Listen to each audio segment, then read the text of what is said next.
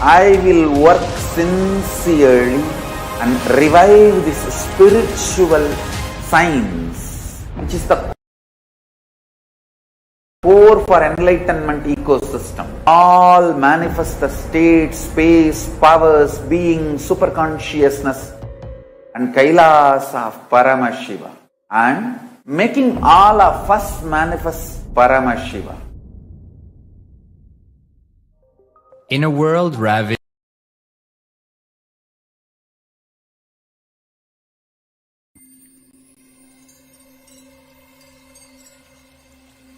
I welcome you all with my love and respect.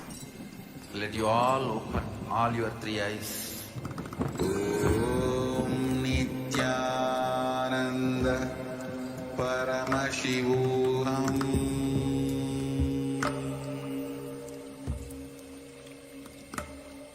Om Nithyananda Paramashivam.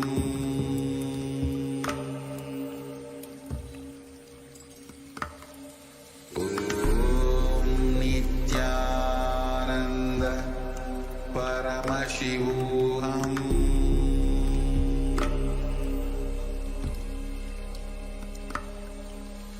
Om Nithyananda Paramashivam. Om Nithyananda Paramashivam.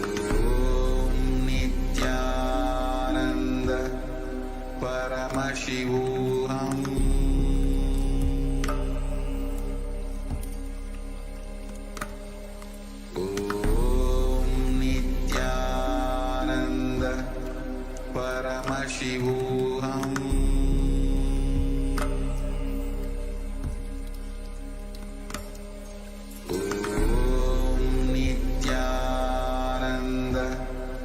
Paramashivam.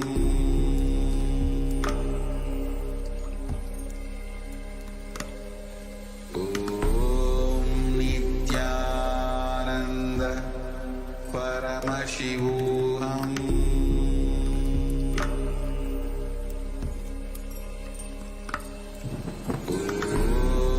Nithyananda Paramashivam. Paramashivam.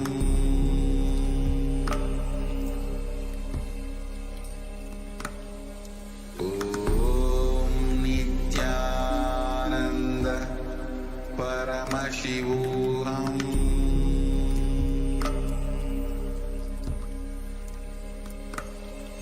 Om Nithyananda Paramashivam.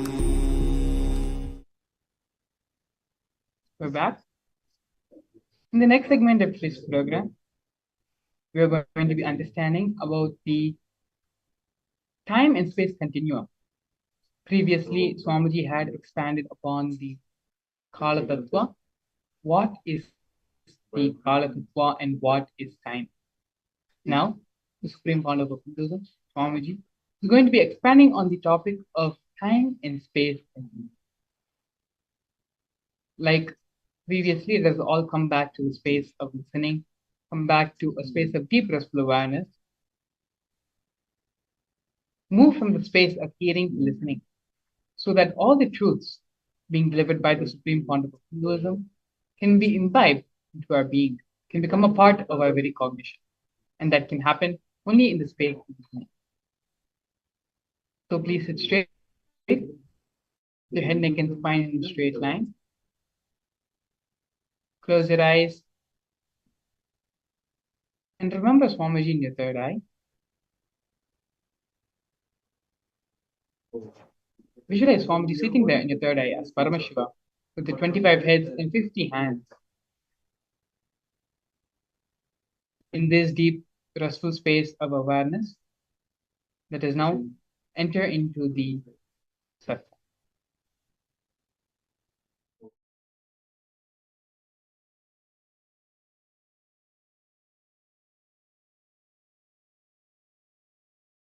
Paramashiva's direct message from Kailasa.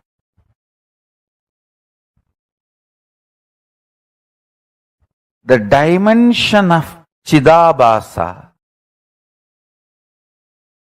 of the universe, where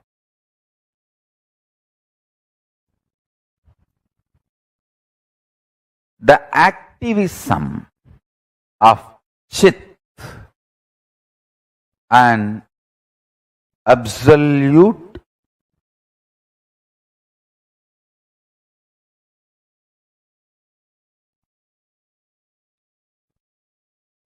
pure existential reality of Chit. Listen, the activism of Chit, we call it as Shakti.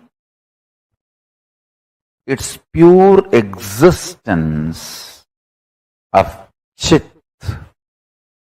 is called Paramapurusha.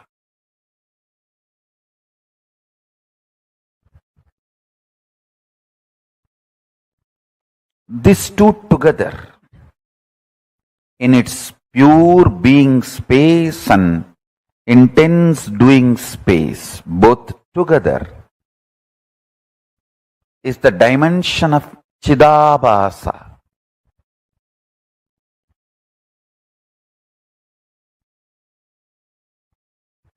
That space of Chidabhasa is the source of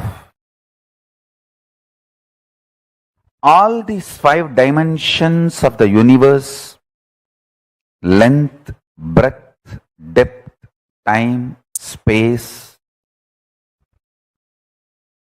Because modern day scientists are trying to use 2 different words, time and space,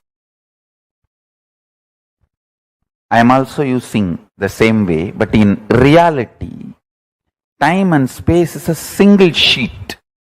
One edge is called time, another edge is called space. There is no watertight compartment or clear fourth wall built between these two. As I said, for some people, that same 100-meter cloth, 70-meter will be time, 30 will be space. For some, the 30-meter will be time and 70-meter will be space. That the time, space, both are same sheet. Imagine. I can even use the word sheath. Avarana. Sheath. Sheath is also apt word. Understand?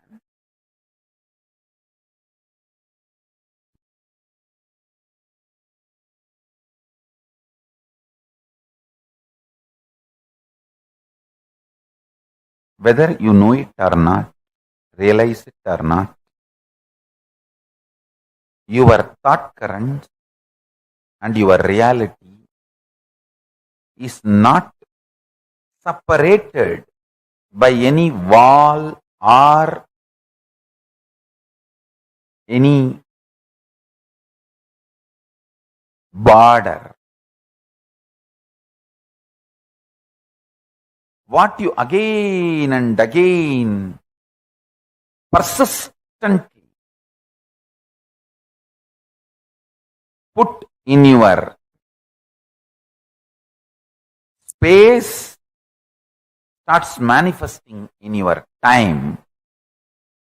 What you again and again and again practice in your time starts manifesting in your space. As I said, this time and space does not have a clear-cut border.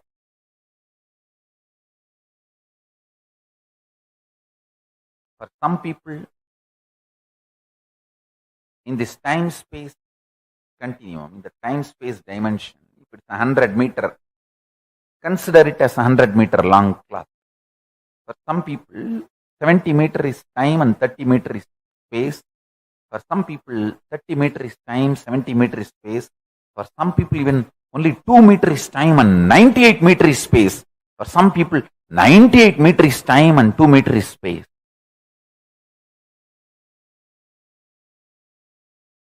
Listen. When the length dimension starts manifesting its possibilities in all its multiple level, it gives birth to breadth dimension. When the length dimension and breadth dimension both starts manifesting all its possibilities in multiple level, it gives birth to depth dimension. When the length dimension, depth dimension, breadth dimension, all three starts giving birth to all the infinite dimensions of them in multiple levels, in all possibilities, spontaneously and simultaneously, they give birth to the dimension called time. When Paramashiva's direct message from Mahakailasa, listen. Chidambara, the arena of the cosmic dance, is living space. Understand? Modern day scientists, with their human mind, are able to understand about space only now, too little and too late. Understand? They are trying to understand space. Modern day scientists are trying to understand space. What they understood till now, too little and too late. Thousands of years before, Hindus had a clear understanding about what is space. Space is living existence, living entity. I should say closer to consciousness. Space is very closer to consciousness. I'll give you some of the important, powerful cognitions about space. Just if you internalize this, you can use the power of space in your day-to-day life in a very practical way, simple and very practical way. Space is a living entity. It's not emptiness, it's not dead, it is living. Second, it is very close to consciousness. Third, the space you are carrying inside you, where the thoughts manifest, is directly connected to the space where this universe is established. Chidakasa, your conscious inner space, is directly connected to Mahakasa, where this universe is established. The space where this universe is established is directly connected to the space, your inner space where you are established.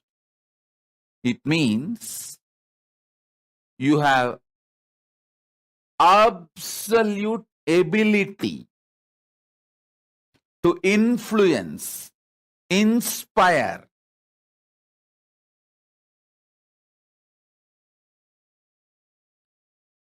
directly intervene with the outer space on which the world is established. Any mass has a power to influence the space when you are able to influence space through which you can influence anything which is established in the space, and just by sheer power of thoughts, you can raise, lower your mass, through which you can influence the space, through which you can influence anything established in the space. Please understand.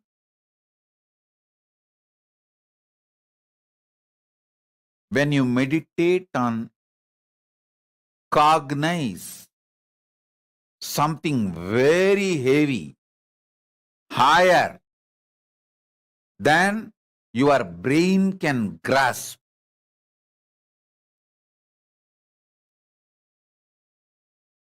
your space becomes powerful, that can influence the space outside, and anything established in the space outside.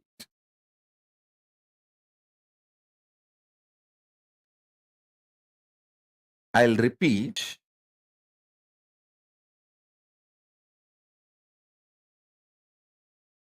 Very recently, modern day scientists are trying to understand how to influence the space,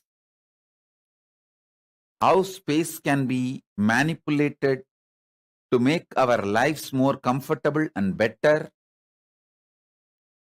But thousands and thousands of years ago, Hindus had clear knowledge. This time-space balancing itself of the light is constant, and the continuum of time-space balancing itself almost like eternal. All these are known to Hindus long before, thousands and thousands of years before. I'll add some more truths.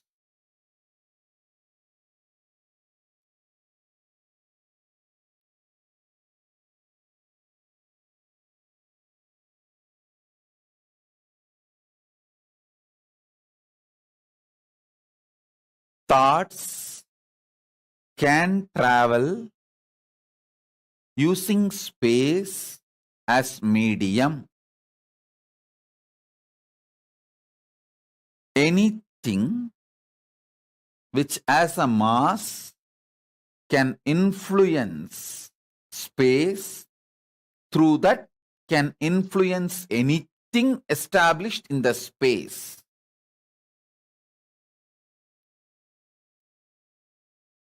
Let me be more clear and straight.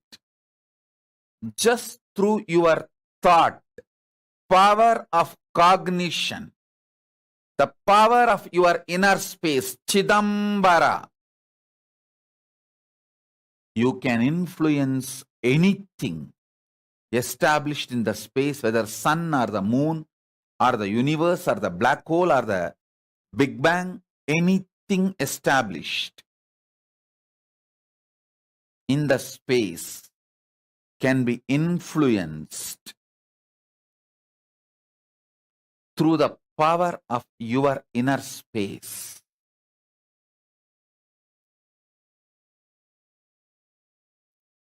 Contemplate on this.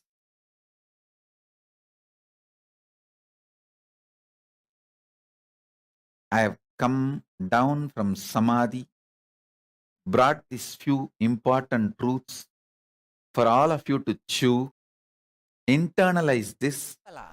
Let's understand this concept, Kevala. Whenever you relate with the past connections, when you work with the past relationships.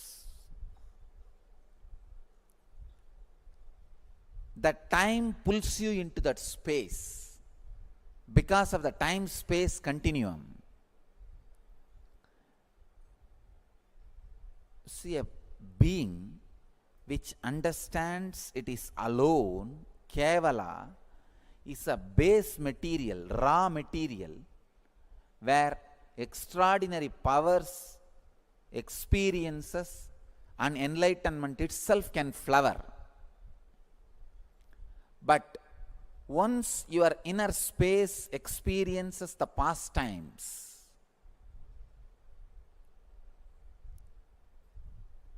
naturally the time pulls you into the past space.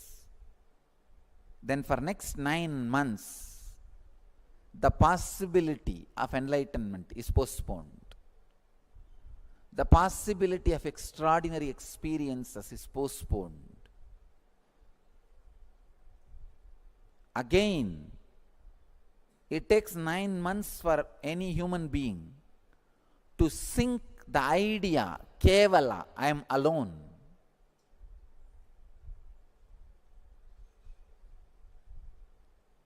The first lesson kids should be taught in our schools is they are orphans. Understand? First lesson a child should learn is there is nobody. He came alone. He is responsible for his head and body being together. He is responsible for his hand hanging in his body. He is responsible for his leg connected to his body. Child should learn this lesson first. But normally it looks very cruel, brutal. Even the brahmacharini was shocked. She said, "What is this, Swamiji? It's too cold." I said, life is cold. Don't try to make it hot. Don't say it is cold. Use right word. It's cool.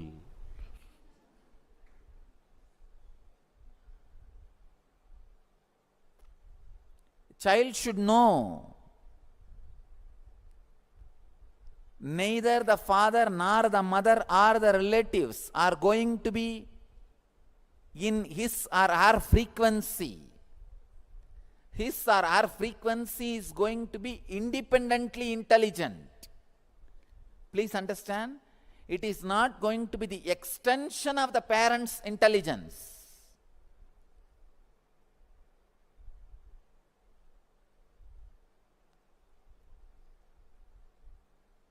God creates, never recreates. You are going to be independently intelligent. Unfortunately, this time-space continuum keeps you constantly as the extension of the elder's intelligence. I have seen this kind of mental setup, this kind of people. They will never be productive. They will be such a lazy people, even in their personal life. I am seeing all over the world this kind of all kinds of specimens I am seeing. This kind of people, they will be such a lazy, such a unproductive people. They can't do anything else except criticizing. They live in Kali Yuga. They live in Kali Yuga. That's the worst state to be in. If you understand, still Dharma is alive. Still Dharma is prevalent. Still, that is the way the cosmos is functioning. Cosmos has not changed the way because the time has passed. No. When you understand that, suddenly you will see your inner space will become Satya Yuga. You will start attracting friends, things, everything of the same energy, same consciousness, same Satya Yuga space. The third technique, understand, first technique is Shakti to change whatever you can. Second is Buddhi to accept whatever you can't. Third, it's important thing, Yukti Yutti means clarity. Clarity. How much you change or accept, this whole thing is a one more dream. Understand? The ultimate step in Vedanta, or I can say ultimate truth in a simple words, whether you accept or change, how much you accept or how much you change, the whole thing is a changing dream. There is no scale. The whole thing is changing dream. Now I am putting the whole thing in one word. You don't need to struggle at all. This is I can say, ultimate truth. What we call Zen or Advaita. The ultimate truth. However you change, the whole thing is a constant changing dream. If you understand this truth, how much you change, the whole thing is constantly changing dream. Suddenly you will see you are unclutched. You have a tremendous relaxation inside you. People ask me, if everything is changing dream, then I can do whatever I want. Please understand. If you internalize the truth, everything is a changing dream you want. You will do whatever cosmos wants you. You will not be able to do whatever you want. Because the moment you understand this truth, the tremendous inner healing will start happening. The struggle or the suffering will come to an end. One glimpse, whatever is happening is a changing dream. It is constantly changing. Your ideas are changing. Your ideas about changing is changing. Your ideas about transformation is changing. Your ideas about problem is changing.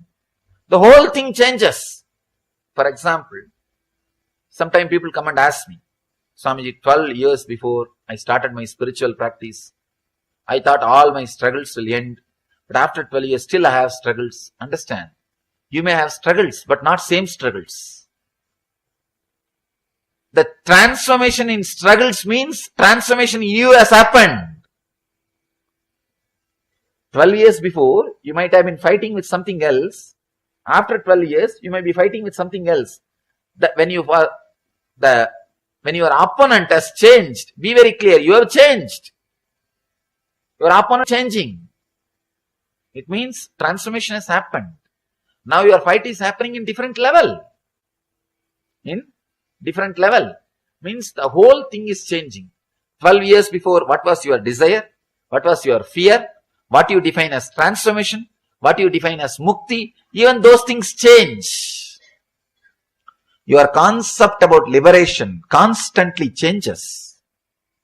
The more you expand, the idea also changes. I always tell people, enlightenment experience is ultimate, but not final. That's a big difference. Ultimate means all your ideas about enlightenment will disappear.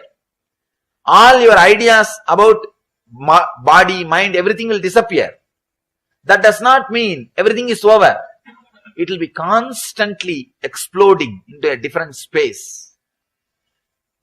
This moment, you will think, oh God, this is the ultimate experience I can bear. Not more than this. But that does not mean it ends there. Every moment you will be having the same feeling. That is what I call enlightenment. It is a limitless continuum. Please understand. Limitless continuum. It will be exploding, but constantly. What you think as ultimate now will be happening in you. After a few minutes, what you think as ultimate now will be happening in you. What you think as ultimate in this moment will be happening. Limitless continuum. The continuously. The whole thing is changing.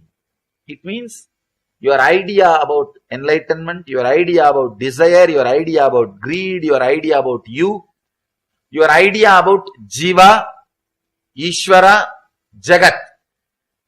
All the three will change. Constantly it will be changing. That is what I call enlightenment.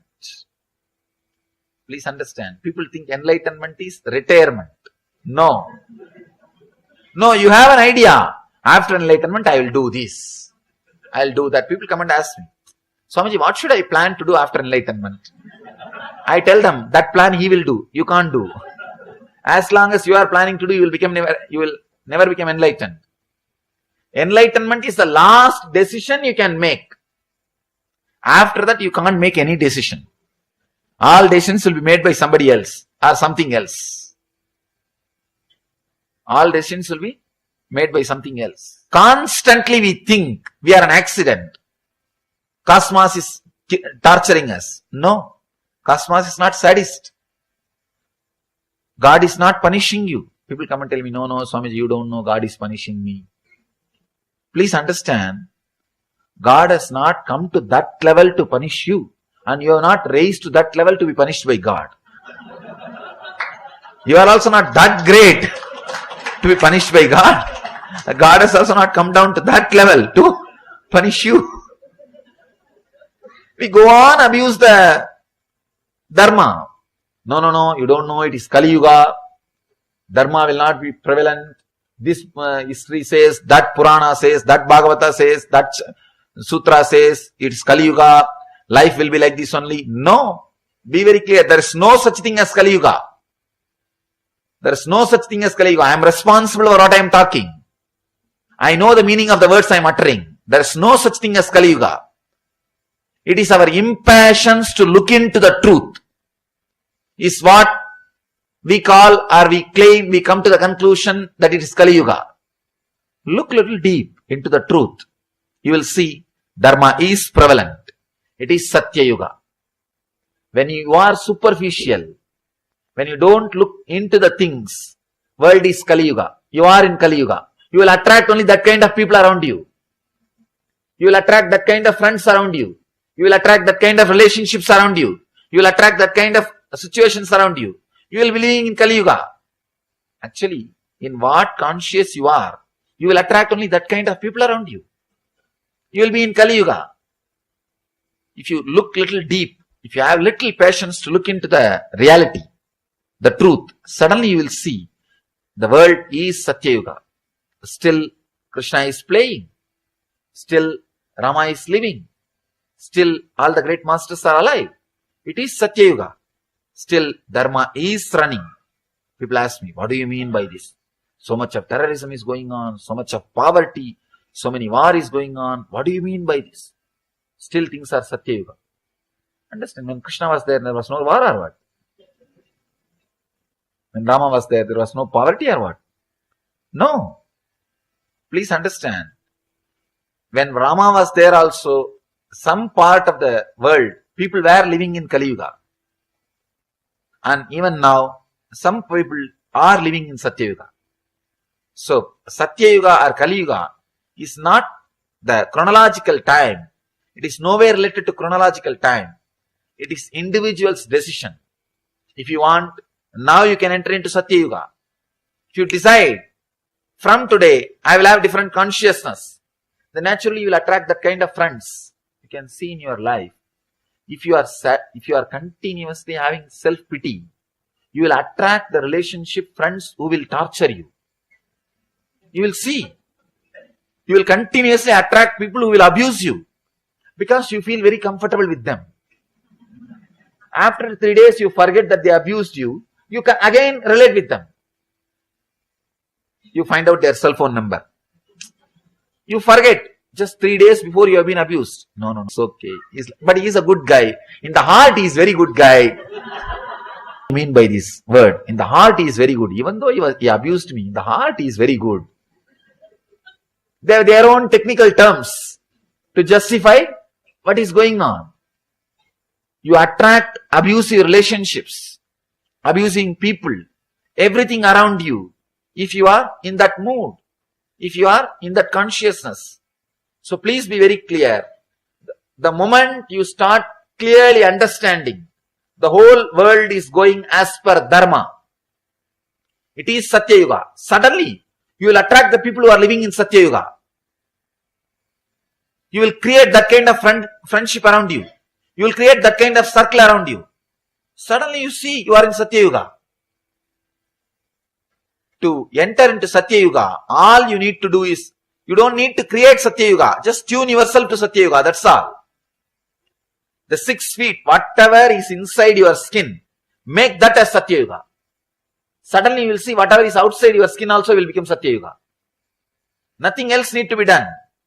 You don't need to make the whole world. You don't need to create stages in every city and go and talk about Satya Yuga. Let the whole world become should become Satya Yuga. Then only then I will enter into Satya Yuga.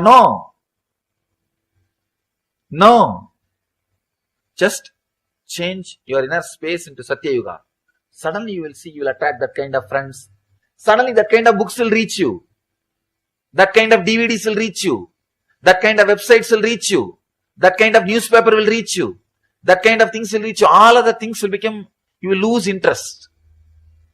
Suddenly you will lose interest in all other things. In my whole life, I never went to cinema theater even once.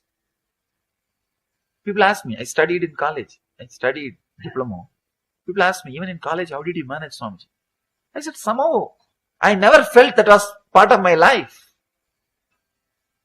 I'm not old person who lived 60 years ago, long before. I'm just 31.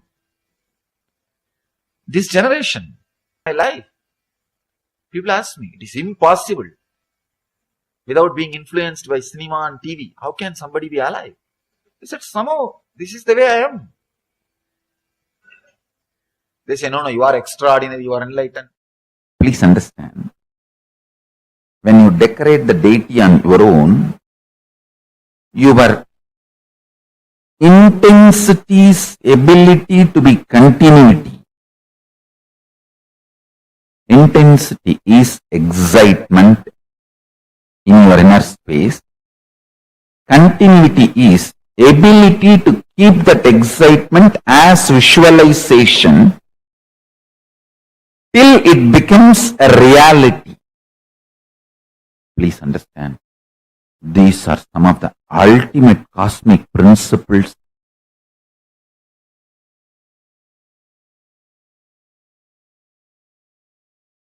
I am sharing with you all from all the Hindu Tattva Darshanas. So listen carefully. This is the quote. Listen. Intensity is revelation or excitement experienced in your inner space. Continuity is ability to retain that excitement, revelation, intensity through visualization till it becomes reality in the physical manifestation is continuity. Understand? Doing puja, making garland for deity, doing decoration, all this creates an amazing fertile ground in your inner space. I tell you, I have done it in my life, multiple births. Life is not between one birth and one death. It's multiple births and deaths. I have done this in my multiple births and deaths. That's why I am telling you.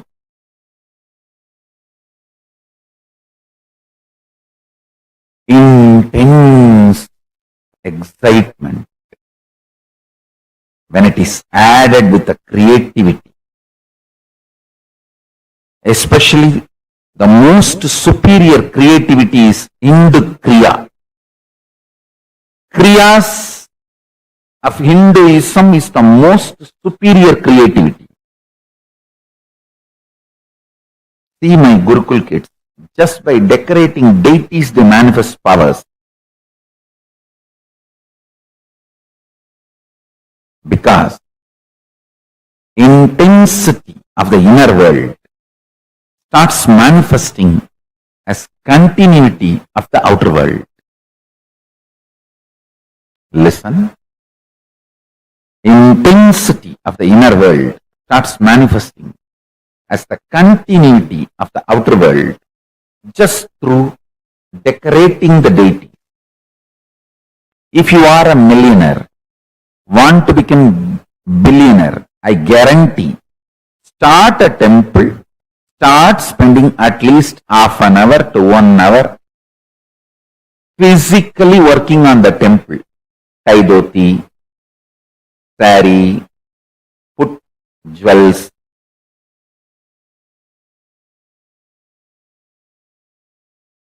Enjoy the creativity.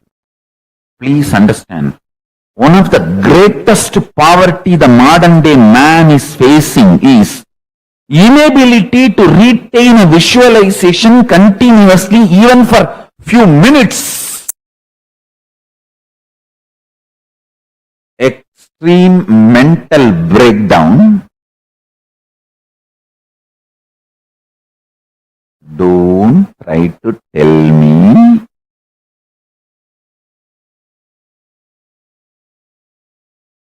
entertainment industry is full of creativity. No.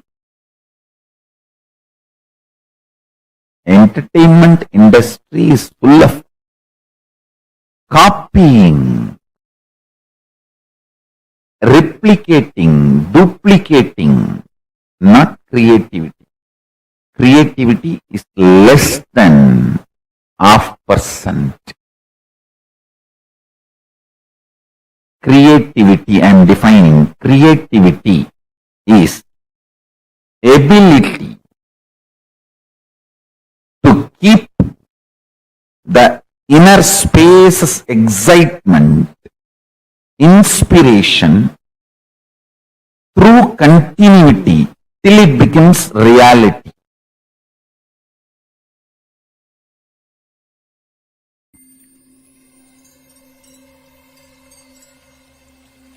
I welcome you all with my love and respect. Let you all open all your three eyes. Om Nithyananda Paramashivam.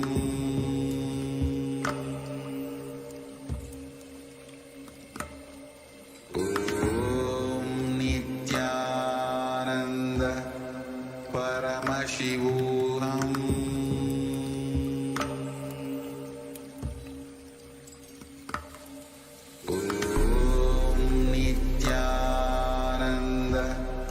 Paramashivam.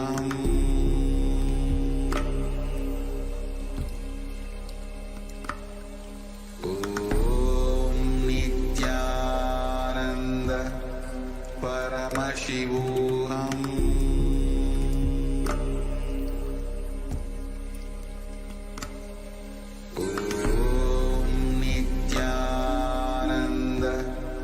Paramashivam. Paramashivam.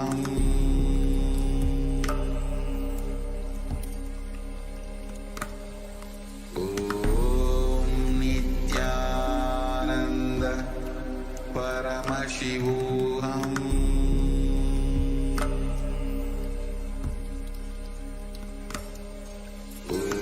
Om Nithyananda Paramashivam.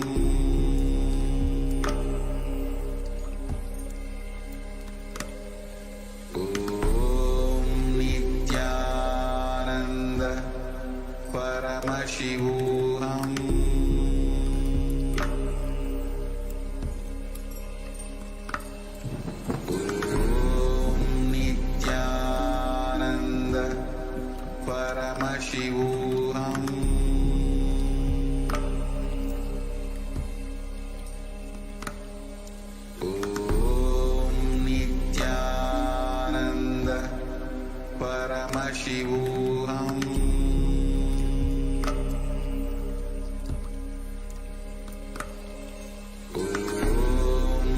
Nithyananda Paramashivam.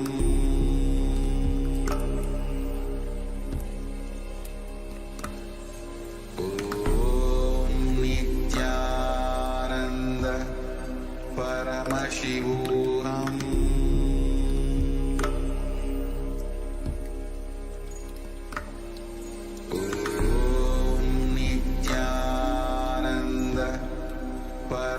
Paramashivam.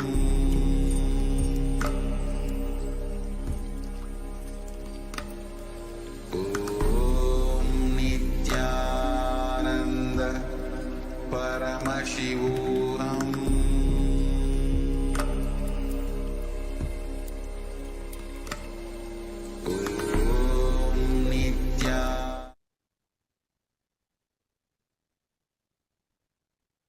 Hello everyone, we're back beautifully in this previous set of satsangs. The Supreme Pontiff of Hinduism explained about the time-space continuum and more on how the video we saw, the first video we saw about Kala Tattva, the Supreme Pontiff of Hinduism expands on the concept of time. In this series, the Supreme Pontiff of Hinduism expanded more on the concept of space and the time-space continuum. The Supreme Pontiff of Hinduism, Swamiji, expanded that while the Puranas, the Sutras, and there are so many scriptural references which claim that we are in Kali Yuga right now, it is we who decide what yuga, what time, what space we live in. It is our inner space. What space we are living in our inner space that decides what yuga we are living in, what time we are living in. If we decide to be in Satya Yuga, if we ourselves are in Satya Yuga and align everything within our body frame to be in the Satya Yuga, then our external world will reflect and change and become Satya Yuga. We start attracting people who are also living in Satya Yuga. But if we decide, if we are living in Kali Yuga, in confusion, in delusion, in unconsciousness, then that is the kind of people, kind of community we are going to attract towards ourselves. Beautifully, Swamiji explained that time and space are not two separate things. One contributes to the other, and they are a byproduct of each other's existence. When you are in a space of deeper awareness, space of the higher and higher time zones, that is the reality you are in, that is the reality you start living in, you start manifesting. In the next series and set of satsangs, we're going to be watching the Supreme Pontiff of Hinduism decoding exactly what is time and how we can liberate ourselves from the societal conditionings and societal understandings of time which have been put into us from our young age. Swamiji also explained how it is our space which decides the reality we are going to be living. Time and space are not two separate entities, two separate functions. Both are intertwined and work together. So now, let us enter into the next series, next segment of today's program, which is understanding and decoding.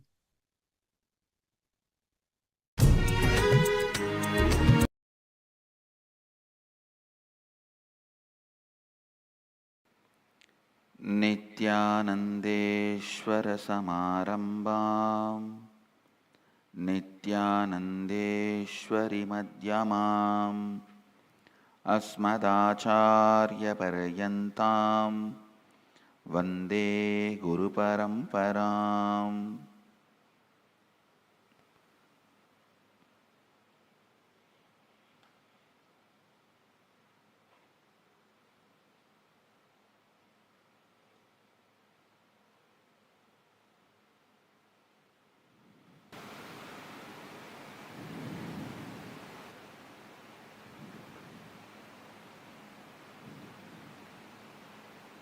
I welcome all of you with my love and respects. Conquering time. First, few basic understandings, few basic truths.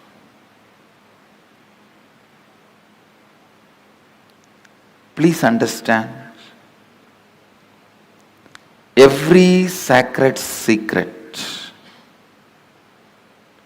every sacred truth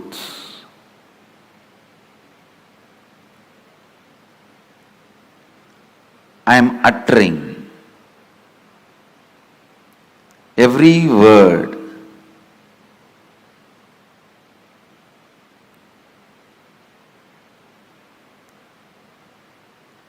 need to be internalized and internalized. Do not sit with the intellectual tiredness. Usually people have this pattern. Tell us finally what we should do.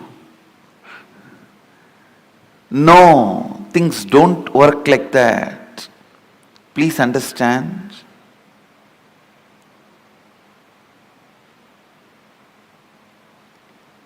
Every word I am uttering matters. I'll give you a small example from my own life.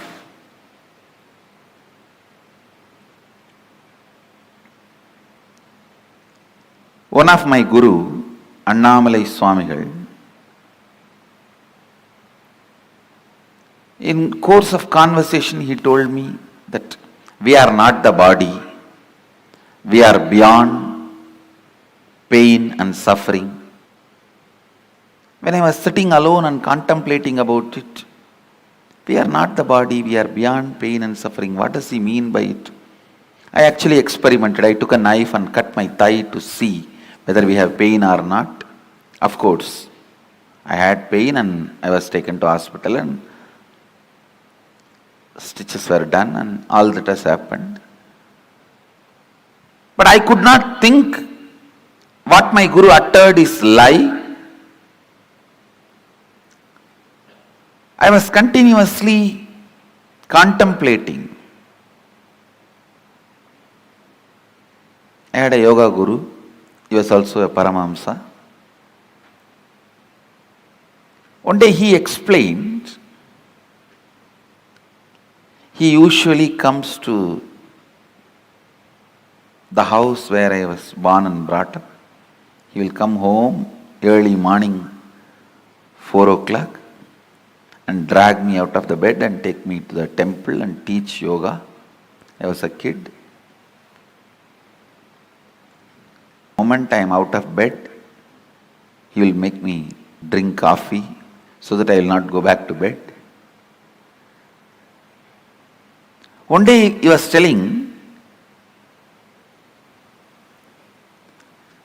see, before coffee, how you feel that you want to lie down and nothing other than sleep matters. Just a cup of coffee, you are ready to listen to me. And suddenly I became more important. Yoga becomes more important. All the ideas that you should do yoga makes more sense. Without a cup of coffee, all the ideas you should sleep makes more sense. Just with a cup of coffee, all the ideas you should do yoga and take care of your health, build your body so you can get enlightened. All these ideas make sense.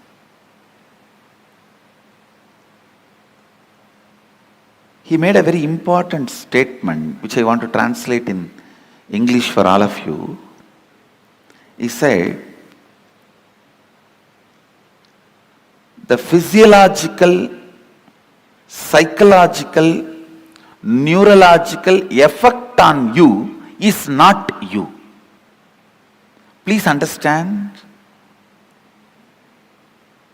One guru made a statement, you are not the body.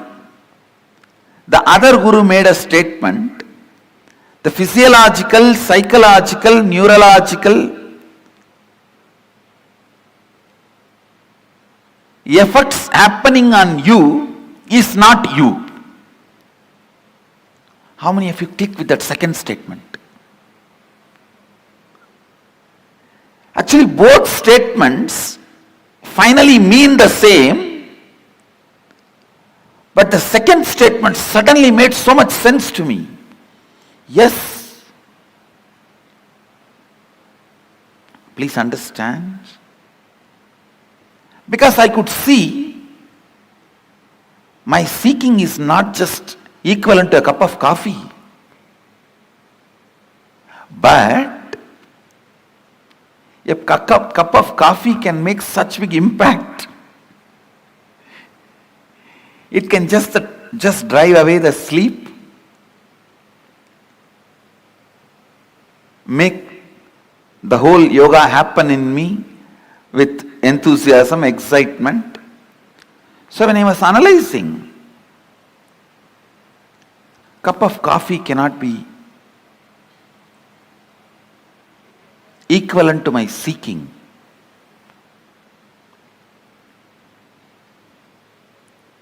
Or equivalent to me.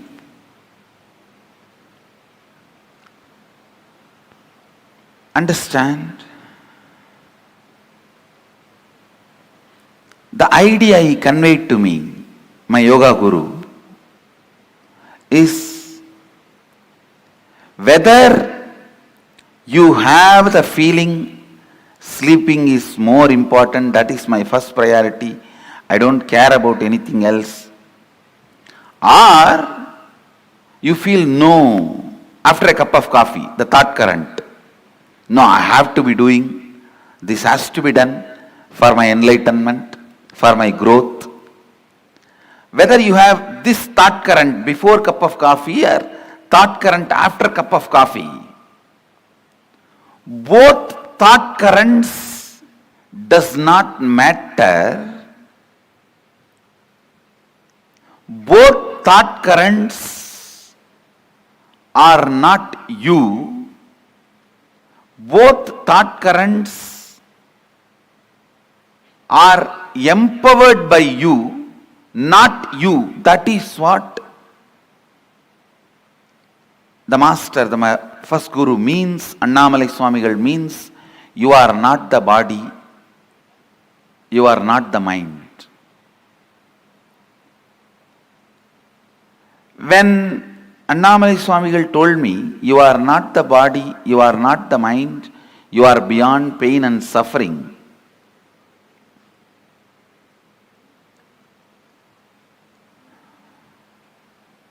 the statement did not make sense for me. But when my yoga guru explained,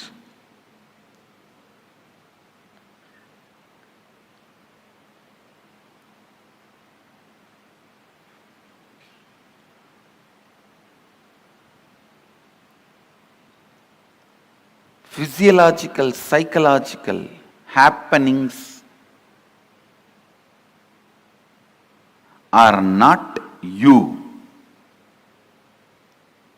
It really made sense. Understand? Throughout this program, every statement I make is going to directly work on your inner space, which is required for me to transmit this experience to you. Actually, when I had the click, oh, psychological, physiological, neurological effects happening on me is not me, I tell you. From the next day, I didn't need coffee to wake me up. The understanding, physiological, psychological effects happening on me is not me, liberated me.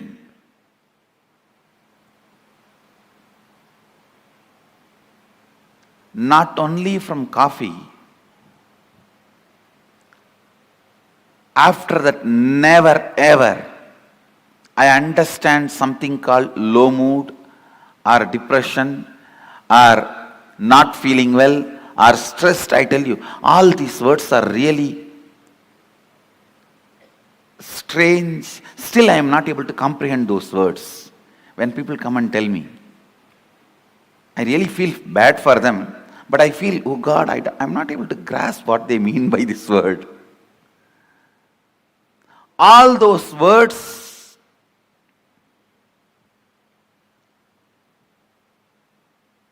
have no meaning in my life because it was such a clear understanding.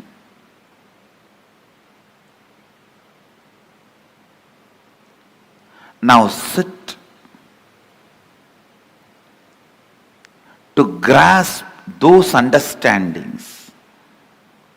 If you are sitting with the idea,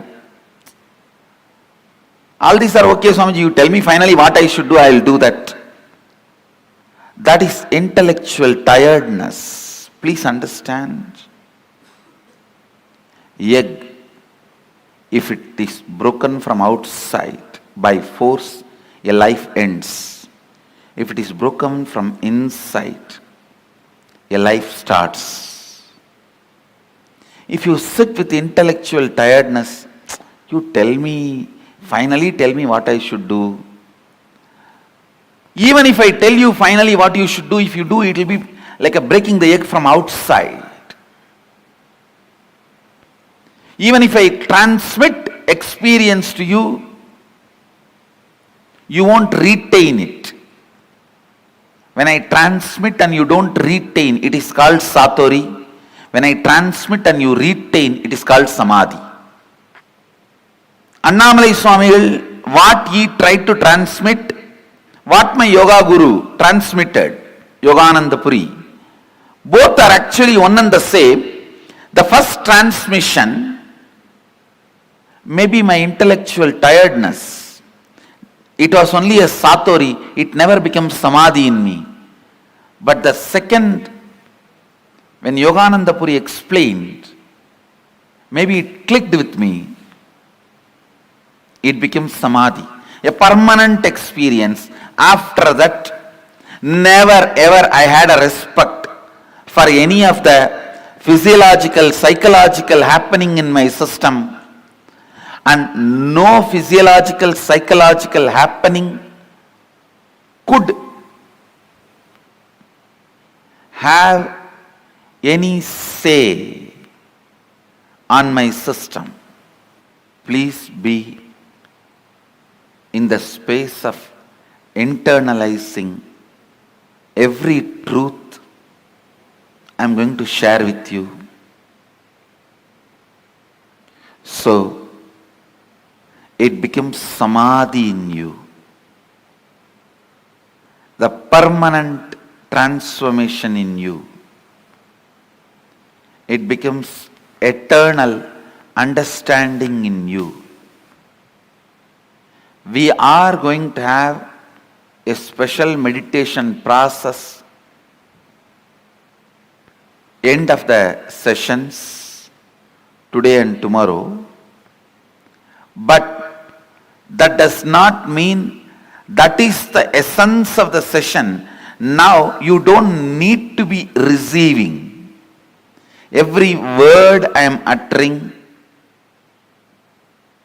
is a process. Please understand, because the subject is so subtle.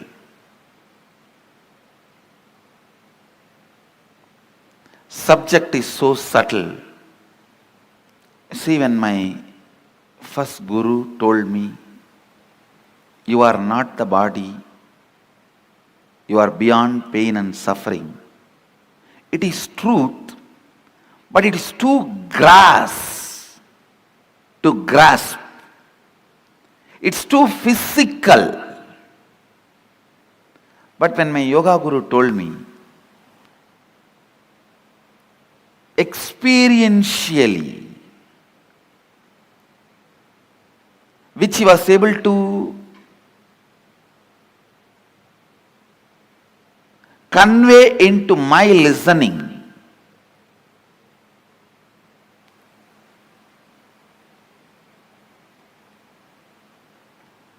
the psychological, physiological, neurological effects are happenings in you is not you. Not only it clicked with me, it brought tremendous liberation. What my first Guru, the Annamalai Swamigal, was trying to make in me. The Yoga Guru made it because he spoke into my listening. Now, every statement I am going to utter, I want to speak into your listening. I will also take the responsibility of making it as clear as possible. And I also request you to be intensely listening without this intellectual tiredness, thinking, end of the day there is going to be a meditation process and Swamiji will do whatever need to be done. I just need to tolerate this to have that process. Please do not have that, because every word I am uttering matters. Come to the space of listening. The first statement I am making, please listen. The first statement I am making, time is a matter.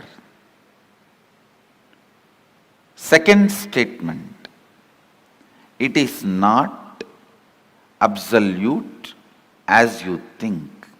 Please understand.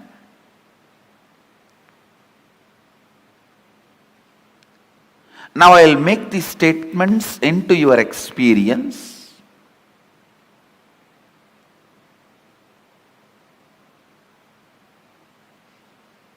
These two are the Mahavagyas now.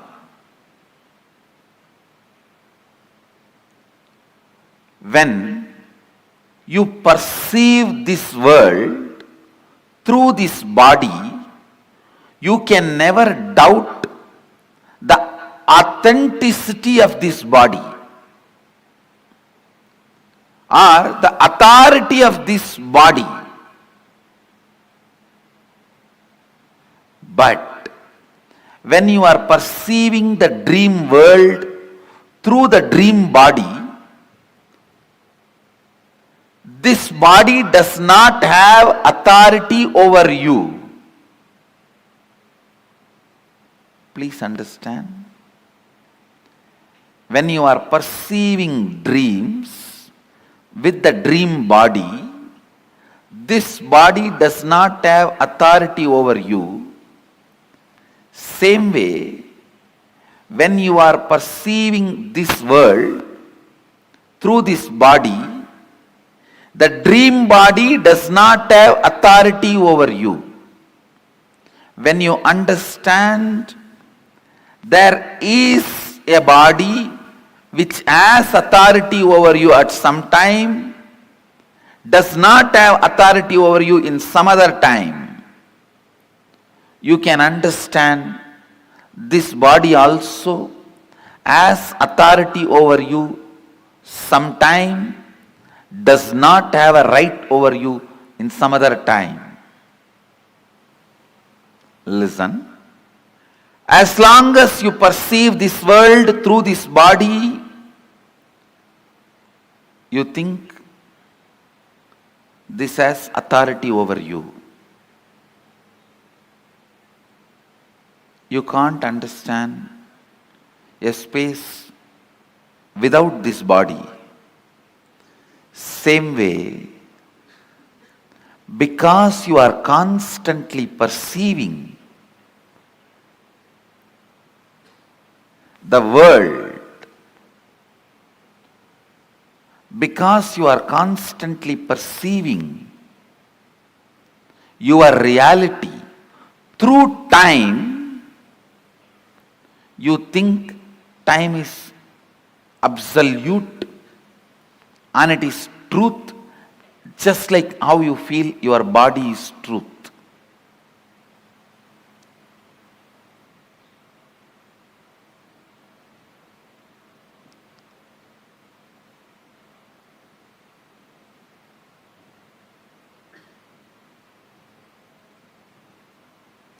Listen. I'll repeat the essence.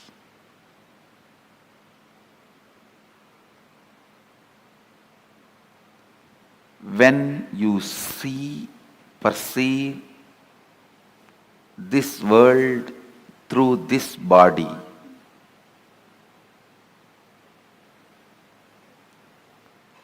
you take this body as authority. Sometimes you question this reality, but not this body. When you are so busy in doing business with currency, you forget to question the authority of the currency. That itself is a myth. When you are doing business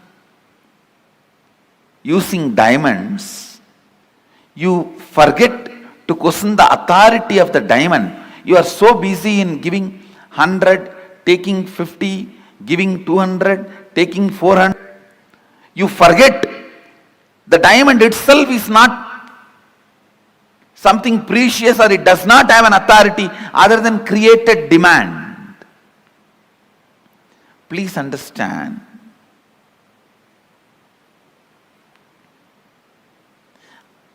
I am not questioning, I am not saying business.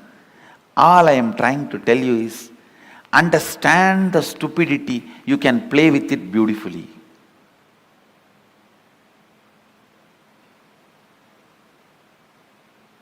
The moment I understood,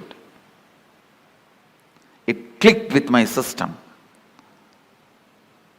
that physiological, psychological effects on me is not me. So much liberation, such liberation.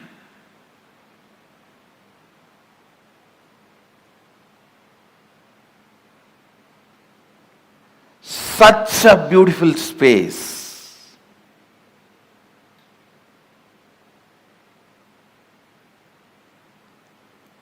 It was such an absolute ecstasy.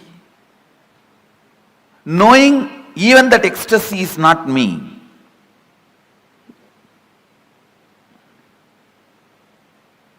When you know even the joy happening in you is not you, the joy stays with you permanently. All joys disappear the moment you try to grab them. The first truth, time is a matter.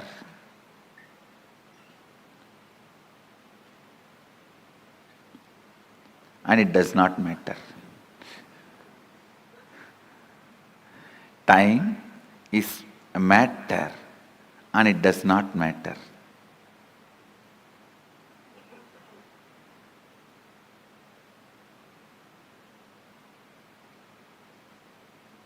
You can manipulate it as you can manipulate your body.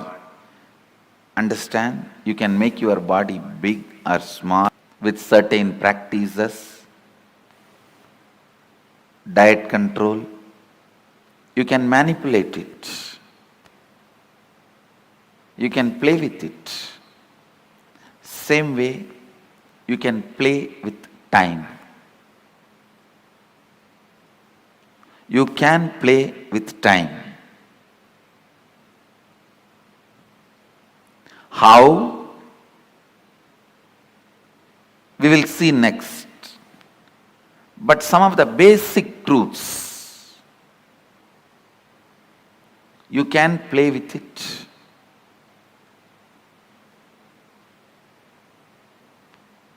I'll try to share with you all a conversation I had with Arunagiri Yogeshwara.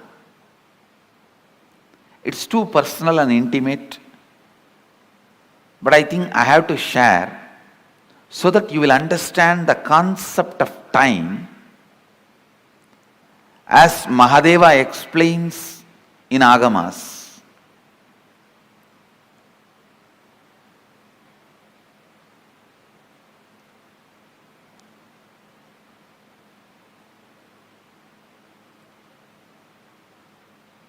One day I was sitting and talking to him. I was just so much in love awed by his presence, it will always be for spending time I will be talking. There is nothing serious about what I am talking to him. That is why how much ever I try, I am not able to recount or recall everything I heard from him. Very less only I am able to recall, because all the time I was only awed and just I want to spend time with him. That was the purpose. So talking is only secondary. I was talking so that he will not get up and go. To make him sit, I have to talk. Listen carefully. The conversation was about time and space.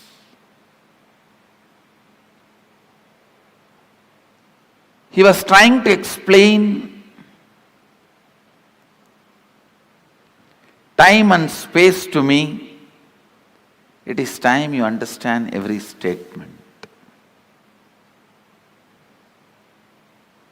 so that it becomes just part of you. You also need to know the value of one single truth hitting you properly. Please understand, it was just one single truth. My understanding about, just a cup of coffee, only that much is the gap between me and my seeking. It was such revelation.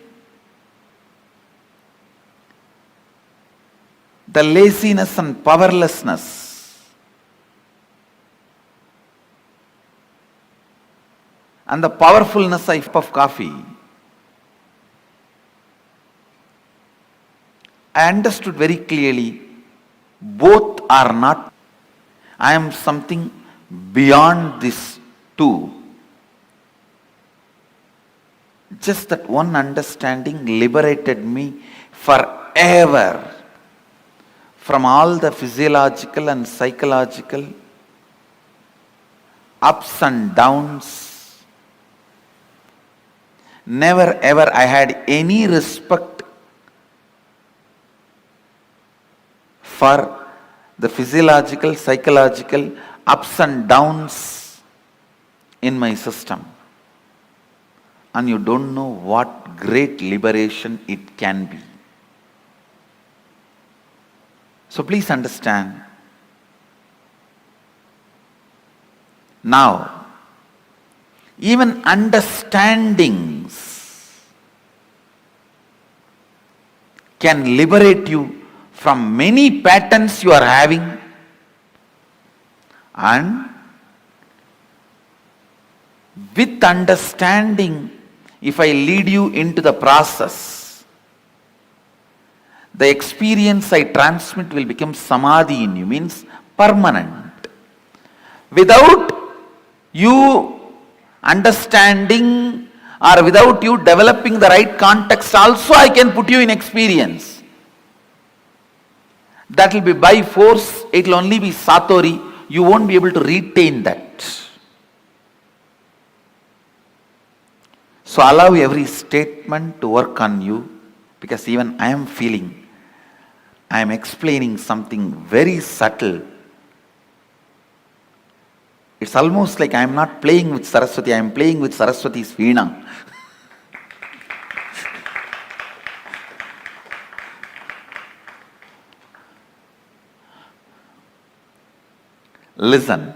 Listen to this conversation I had with Arunagiri Yogeshwara, because this is going to give you a very important click understanding about time. The discussion was about time and space. I was asking him,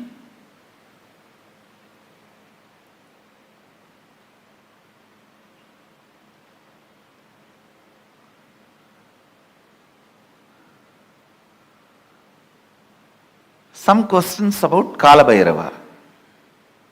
That is the way the conversation started, and he was trying to explain the time and the effect of time on our system and our understanding.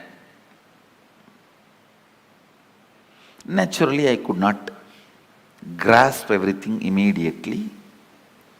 So the conversation boiled down to, he was trying to explain to me, time is just your mental experience, mental perception. It can be imploded or exploded.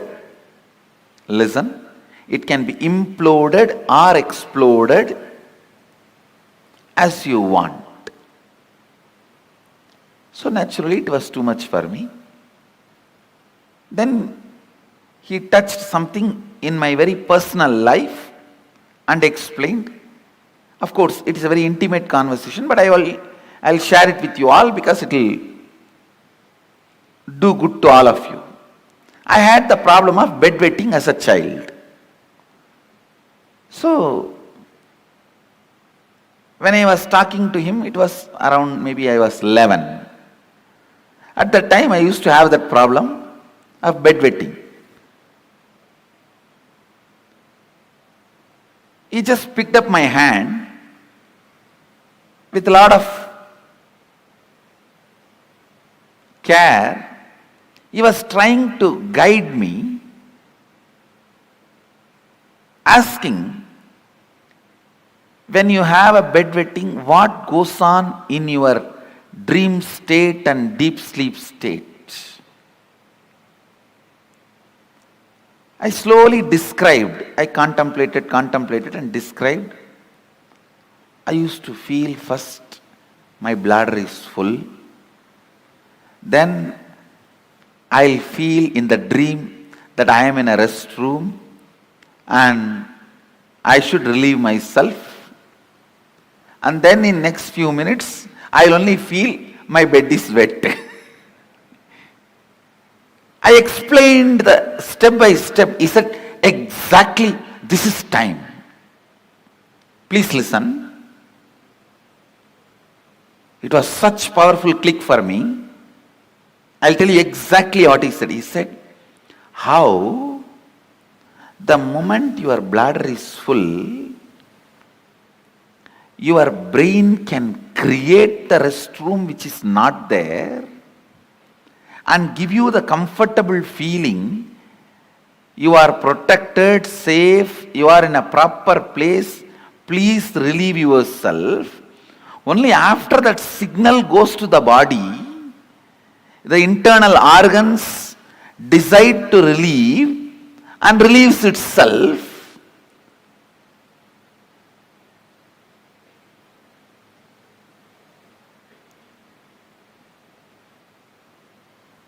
The pressure inside you to perceive something, to have some experience, creates the concept of time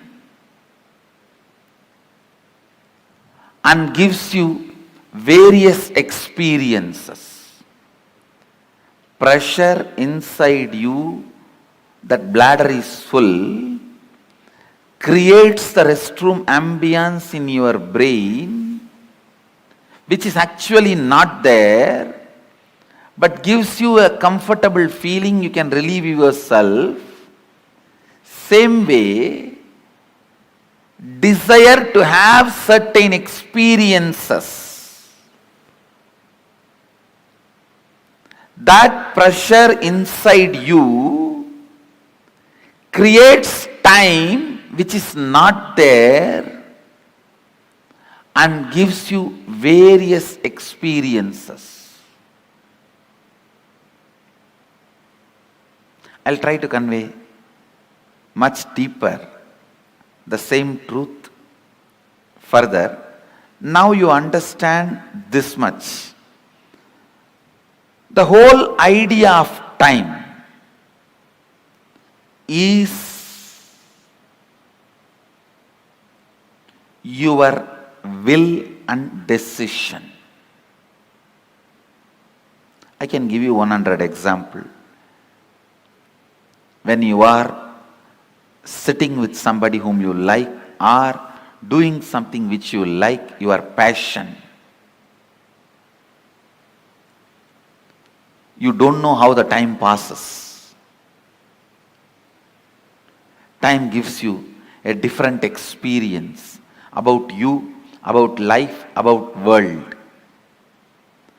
But when you are sitting with somebody whom you don't like, or when you are doing something about which you are forced, time gives you different experience about yourself, world and life. This one small example I have seen in my own life. Morning 5 o'clock, early morning 5 o'clock to night 11 o'clock, I'll be sitting with Arunagiri Yogeshwara. I don't know how the sun rises and sun sets, but at night, few hours when I need to be in the house, away from him, I'll move the clock 10 times, thinking that it is not moving, it has stopped.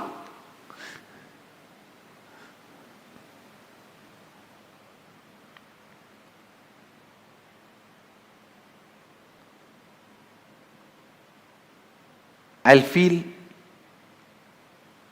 why the nights are so long. Time is slow when you wait. Time is fast when you are late. Time is deadly when you are sad. Time is short when you are happy. Time is endless when you are in pain. Time is long when you feel bored. Every time, time is determined by your feelings and psychological conditions, not by clocks. So learn to have nice time always.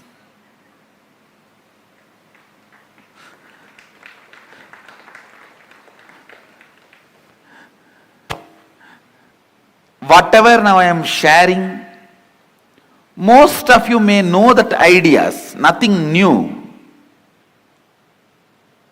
But I am trying to set the context so that I can lead you into the deeper understanding, especially the experience to make these understandings permanent.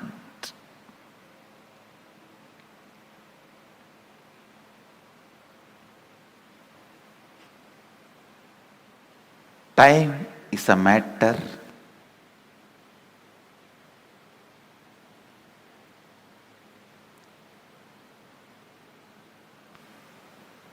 it does not matter.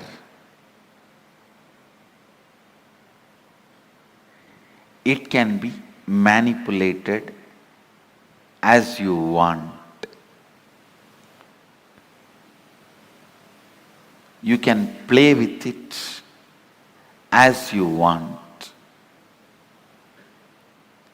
One more understanding I received from Arunagiri Yogeshwara about time. Listen carefully.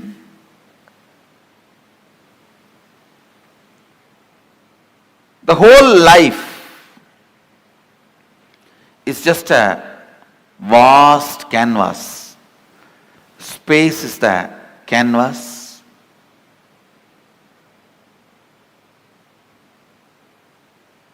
Imagine 200-mile length canvas on which lot of paintings are there.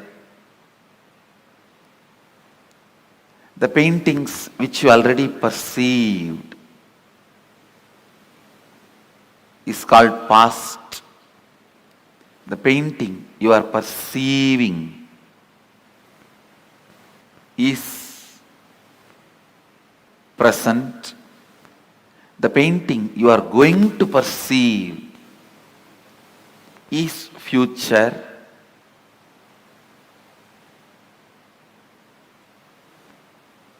but the truth is all three exist. All three exist.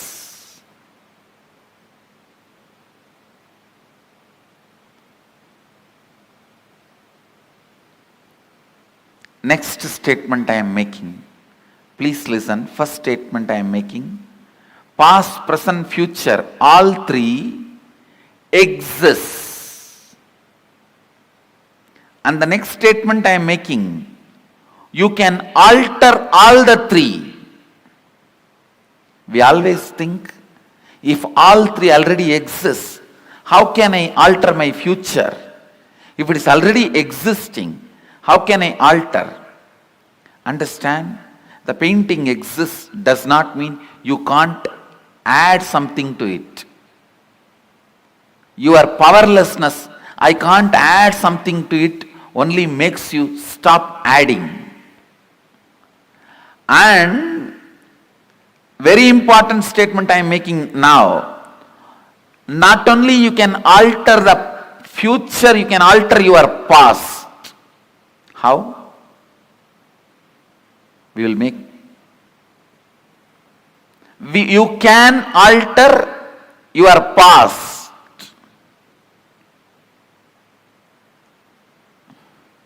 You may think, this is too much.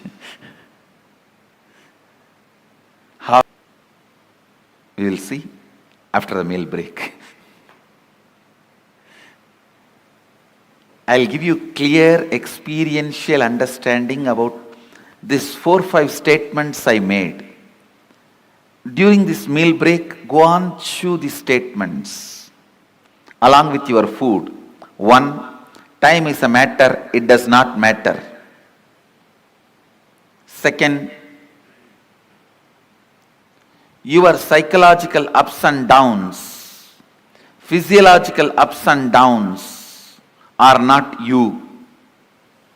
Next, your past, present, future exists now. Next, it exists now does not mean you are bound by it. You can alter not only your future, even your past. Let's gather for next session. Thank you. Be blissful.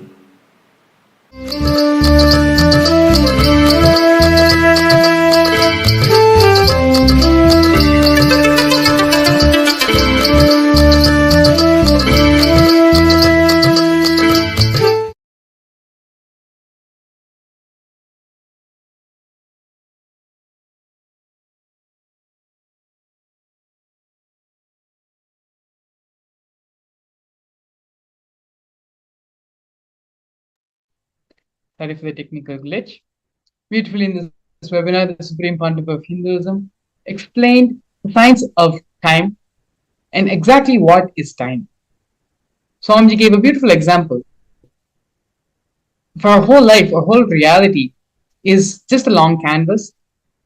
Time is the painting, is the drawing which is happening on the canvas.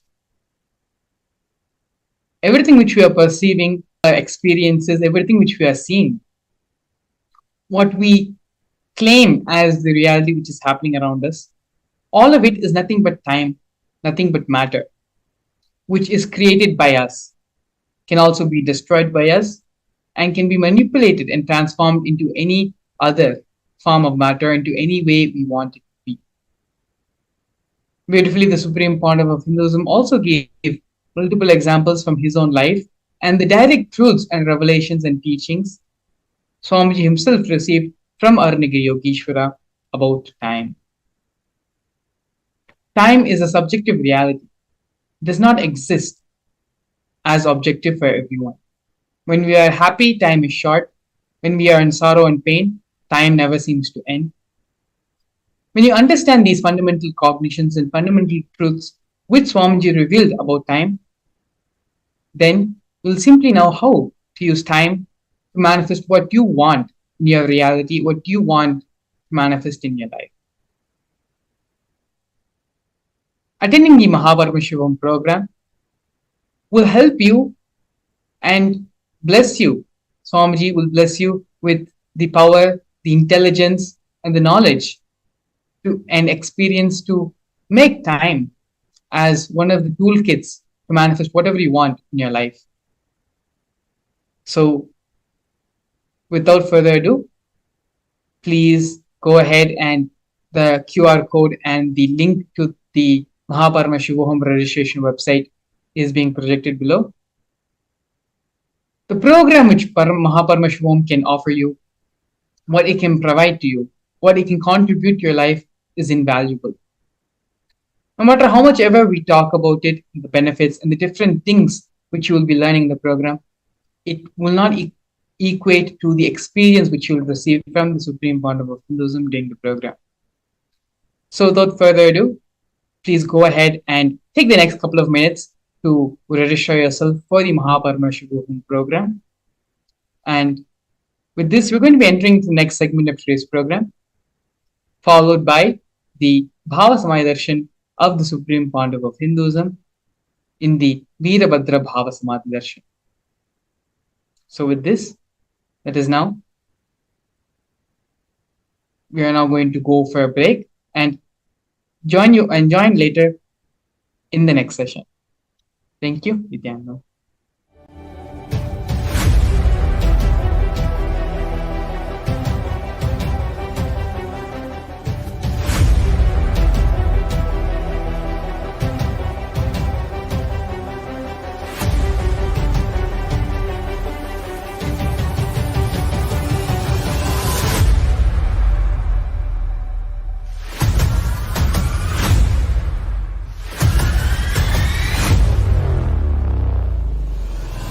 Whatever I shared till now, condensing the whole thing and reviving it as experience, starting from completion, unclutching, power manifestation, the states of consciousness and the planes, multiple planes, everything.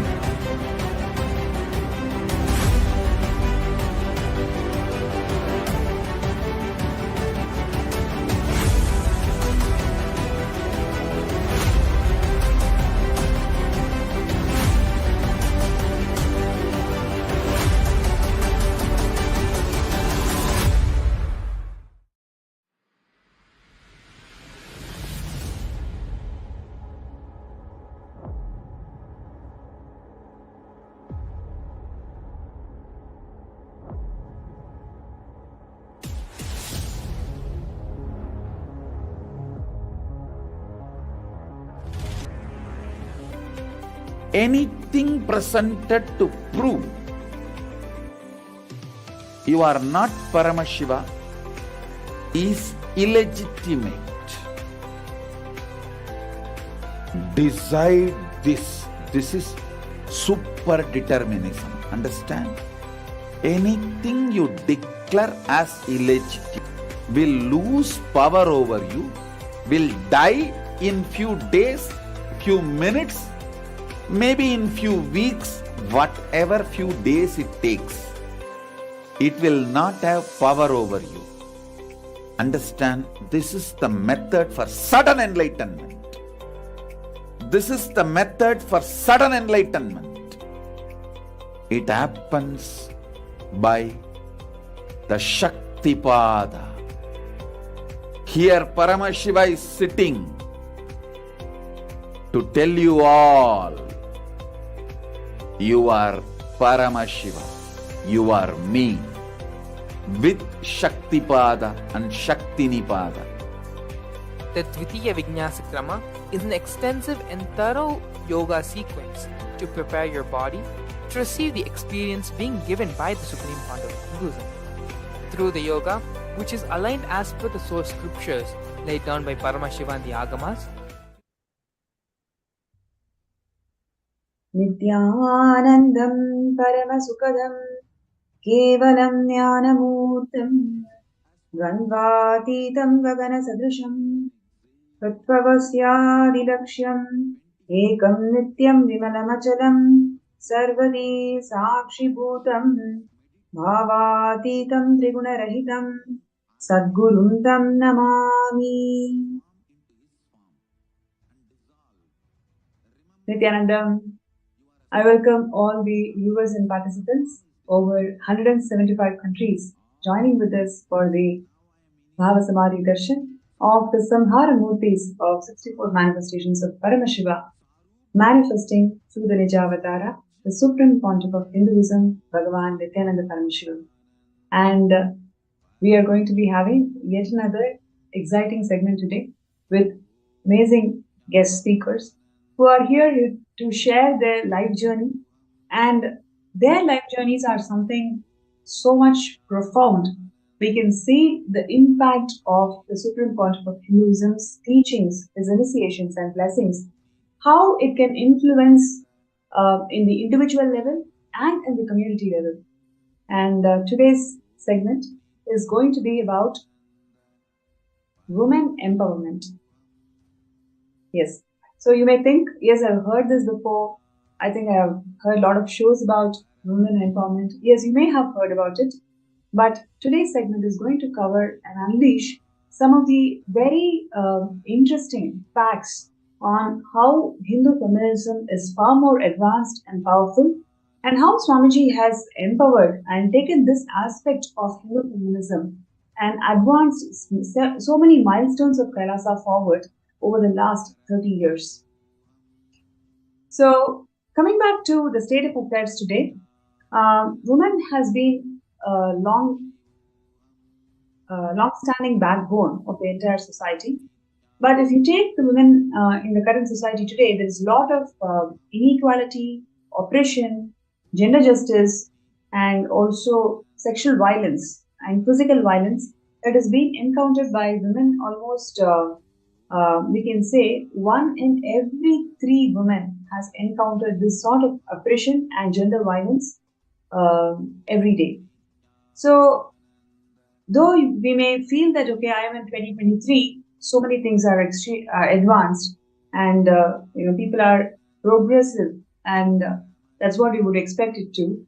But yet, if you see the stark reality, 1 in every 3 women experience physical and sexual violence either in their home, in their families, or in their workplace, or how they are treated in the society. So this is the stark reality that we are in today, and what are the solutions that we have got in hand? So Hinduism is the most progressive religion, and Sanatana Hindu Dharma has solutions for every single world problem that we are facing today. And Kailasa, with an active global presence in more than 175 countries, is one of the largest knowledge source on Hinduism, where so much of knowledge repositories and so much of solutions that Hinduism has got to the world, Kailasa is able to retrieve and package it and present it in a user-friendly manner. So the issue that we're talking about today is about the gender violence and inequality and oppression that the women are facing today. Kailasa solutions just by empowering women with the right understanding of feminism. Kailasa has given a huge breakthrough in this subject. And that is definitely a testimony. If you talk to any Kailasian who's a woman, you can see the confidence that she radiates. You can see the context that she holds. It's mainly because the way the Supreme Pontiff of Hinduism, Swamiji, has enhanced and empowered the right knowledge about Hinduism and feminism. If you take today's feminism, most of it is all about competing with the other gender. It is never complementary, or it is never making femininity as something unique and something contributing and something extremely advanced. Just with the power of femininity in each of us, whether it is a man or a female, everybody has got that component of feminine consciousness. With the completion of that feminine consciousness, man attains his highest possibility. Giving that right perspective of what is femininity and how it is unique, and how by awakening this component in each of us, it can lead to ultimate enlightenment. This perspective is definitely not there. It's definitely not taught in today's feminism. And that is exactly how Swamiji has enabled and empowered all the women in Kailasa and the Hindu women today to attain their peak possibilities in life. And in Hinduism, Swamiji beautifully shares that feminism is not about conquering men. It is about strengthening the whole universe. In Hinduism, feminism is not about fighting with men or conquering men or fighting for an equal status as men. I'm sure so many of you can connect to this very interesting statement that Swamiji has given, because that is exactly how people feels about feminism, right? If you connect with any of the feminism debates or any of the feminists or activists, mostly the whole subject is around conquering men or competing with men. It is never about empowering the whole universe. And what Swamiji shares is women, we call women as Parashakti, manifestation of Parashakti, and all the women around the world, empower yourself with the spiritual strength and realize your uniqueness and contribute to the world. So, the right introduction, giving the right introduction to you, literally gives the very genesis of your identity. It empowers you with the right genesis of the identity. It empowers you to define who you are. And from that space, any action, any reaction that's happening, it all lands in auspiciousness.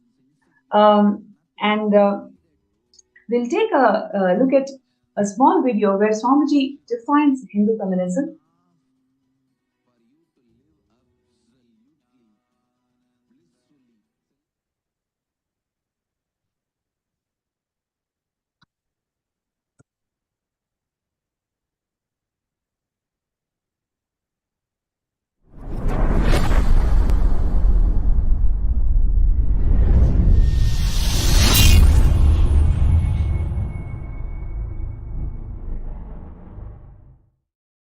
Today is also the International Women's Day. United Nations has given a theme for 2021 International Women's Day, Women in Leadership, Achieving an Equal Future in COVID-19 World.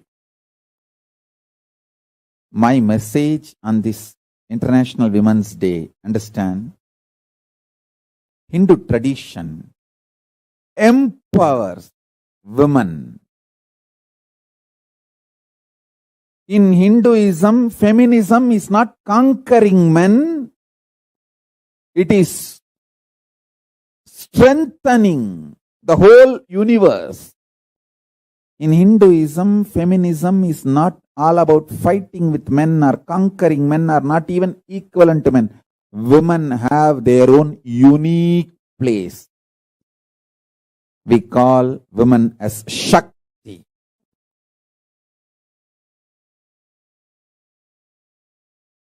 Parashakti. Manifestations of Parashakti. Understand?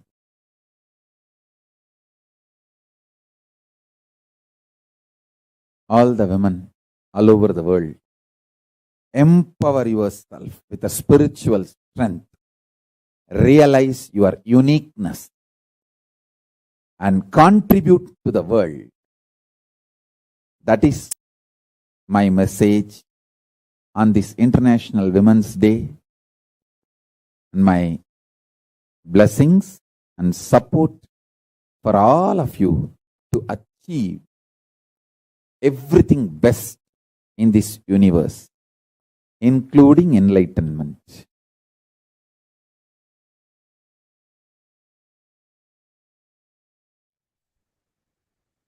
Great. You can see the way Swamiji has defined Hindu feminism. I'm sure just hearing to those words, it is simply energizing us with life positivity, and it really feels that a world can literally live this truth and end all the crimes against women. Please imagine 1 in every third woman is actually experiencing sexual violence. It is something so terrible. And today we have speakers across the globe and who are here to share their first-hand experience. Some of all of these crimes against women, but how she is able to evolve herself into leadership positions today, and how she's able to empower and enrich the society today. So we will be having Ma Priya Prema and Ma Susan Davidson from Slovenia and Canada, respectively, who will be joining us in this show today. And it's going to be an amazing journey that they are going to share with all of us. And there are so much to learn and so much to feel inspired on just understanding how Swamiji is enriching and empowering each and every being. And, as Swamiji has always shared, the whole Kailasa is built not by numbers. It is built as simple hard work. Each and every being is empowered by Swamiji, one being at a time, one person at a time. That's exactly how Swamiji has built this Kailasa, and that is what you'll be realizing just hearing to these amazing testimonials and journey of how Swamiji transformed their lives. So now we have who's here to share her journey. So Ma Priyatama, before you get into the details, would like to invite you for the show, and it's such a pleasure to have you in the show today. And we'd like to share about your past. I mean, before coming to Kailasa, what were you doing, and what were your ideas about feminism, or what were your ideas about how a woman should hold herself before you met Swamiji? Yes, Nithyananda, thank you for inviting me, Pranapriya. Thank you so much. And first, before I start, let me first bow down in gratitude to my beloved Guru, the Supreme Pontiff of Hinduism, His Divine Holiness, Nithyananda Paramashivam, for molding me into what I am today. So, my journey as a woman, I never experienced what does it mean to feel powerful. From the moment I was born on, I felt I have to compete for my father's love. That was my core incompletion. And I felt I'm not lovable. I'm not enough. I'm not good enough. So when I was 3 or 4 years old, I experienced sexual abuse. It was from our family friends at the time. And that was the experience that basically put me into pieces as a female and as a child at that time. So even though I suppressed it, later on, of course, when I started completing, I realized how much I have suppressed it. Because when I remember the incident, I felt that it could not be true. To that level, I have suppressed it because I didn't want to accept that this was happening to me. And even though I suppressed it, from that point on, I had trouble identifying myself with my feminine side. Mm-hmm. So I felt that was my fault, right? I was supposed to prevent this from happening somehow. I didn't feel that was the fault of the abusers. I felt that was my own fault. I should prevent it. And basically the only thing that was keeping me as a feminine afloat, my feminine side afloat at that point, was art. I remember when I was 9, I wrote my first poetry book, and I started sculpting and painting. So that was my expression at that time, how I was able to still keep myself in this, my feminine side alive. Even though it was shattered. But over time, when I started, going to the primary school, that side of me was challenged and abused. I experienced a lot of bullying at school, and I realized at that point that I have to pretend to not be what I am. I have to be something else in order to cater to the needs of the society. I'm not accepted as I am. So if I am emotional, when I express my emotions, I'm not accepted. If I express myself as emotional, when I write poetry, if I express myself in that way, I'm not accepted. I'm being bullied for that. So my cognition at that point was, I need to hide my femininity. I had to, hide this part of me. And instead, I began developing more my masculine side. I started feeling I have to protect myself. And at that time, also, I learned that in order to prove myself, I have to compete with others. So by the time I was 11 years old, I developed psychology disturbances, and I fell into depression. Simply, I had episodes where I didn't want to engage with life anymore. It was just to that level that I didn't felt anymore that creation in me was turned off. So the only solution, of course, at that time the medical system knew, was medication, right? So that is, even today we see how they solve this kind of situations. And even though I was just 11 years old, they put me on medication. They said, no, this is, some psychology disturbances, so we have to heal it and so on. So the side effects of that made me feel even more powerless. So it didn't heal the root cause of it. So at the age of 15, when I was 15, my father died. And then, of course, everything collapsed for me even further, because when my father died, the part of me feeling I have still the hope that, I will be able to get attention from him, the hope that I will be able to be enough to reach so high that he will be able to love me and accept me. That was, of course, my cognition at that time. I felt when he died that was over. No more chance for that. So then opportunity presented itself. We were, my mother and I, at that point, were in a really tough financial situation. So when I was 15 years old, I started working. And a person approached me and basically offered me to enter into the entertainment industry. And after some struggles with myself, whether to do it or not, I decided to do it. And when I look back now, it is basically how I figured that society will accept me. If I have the position in the society, if I have the fame, if I have that, then I will be finally accepted, right? But I ceased to live what I enjoyed. I ceased to write. I didn't create anymore, because when I was creating, whether poems or paintings, I felt alive. I felt more complete, because I was getting in touch with my feminine side.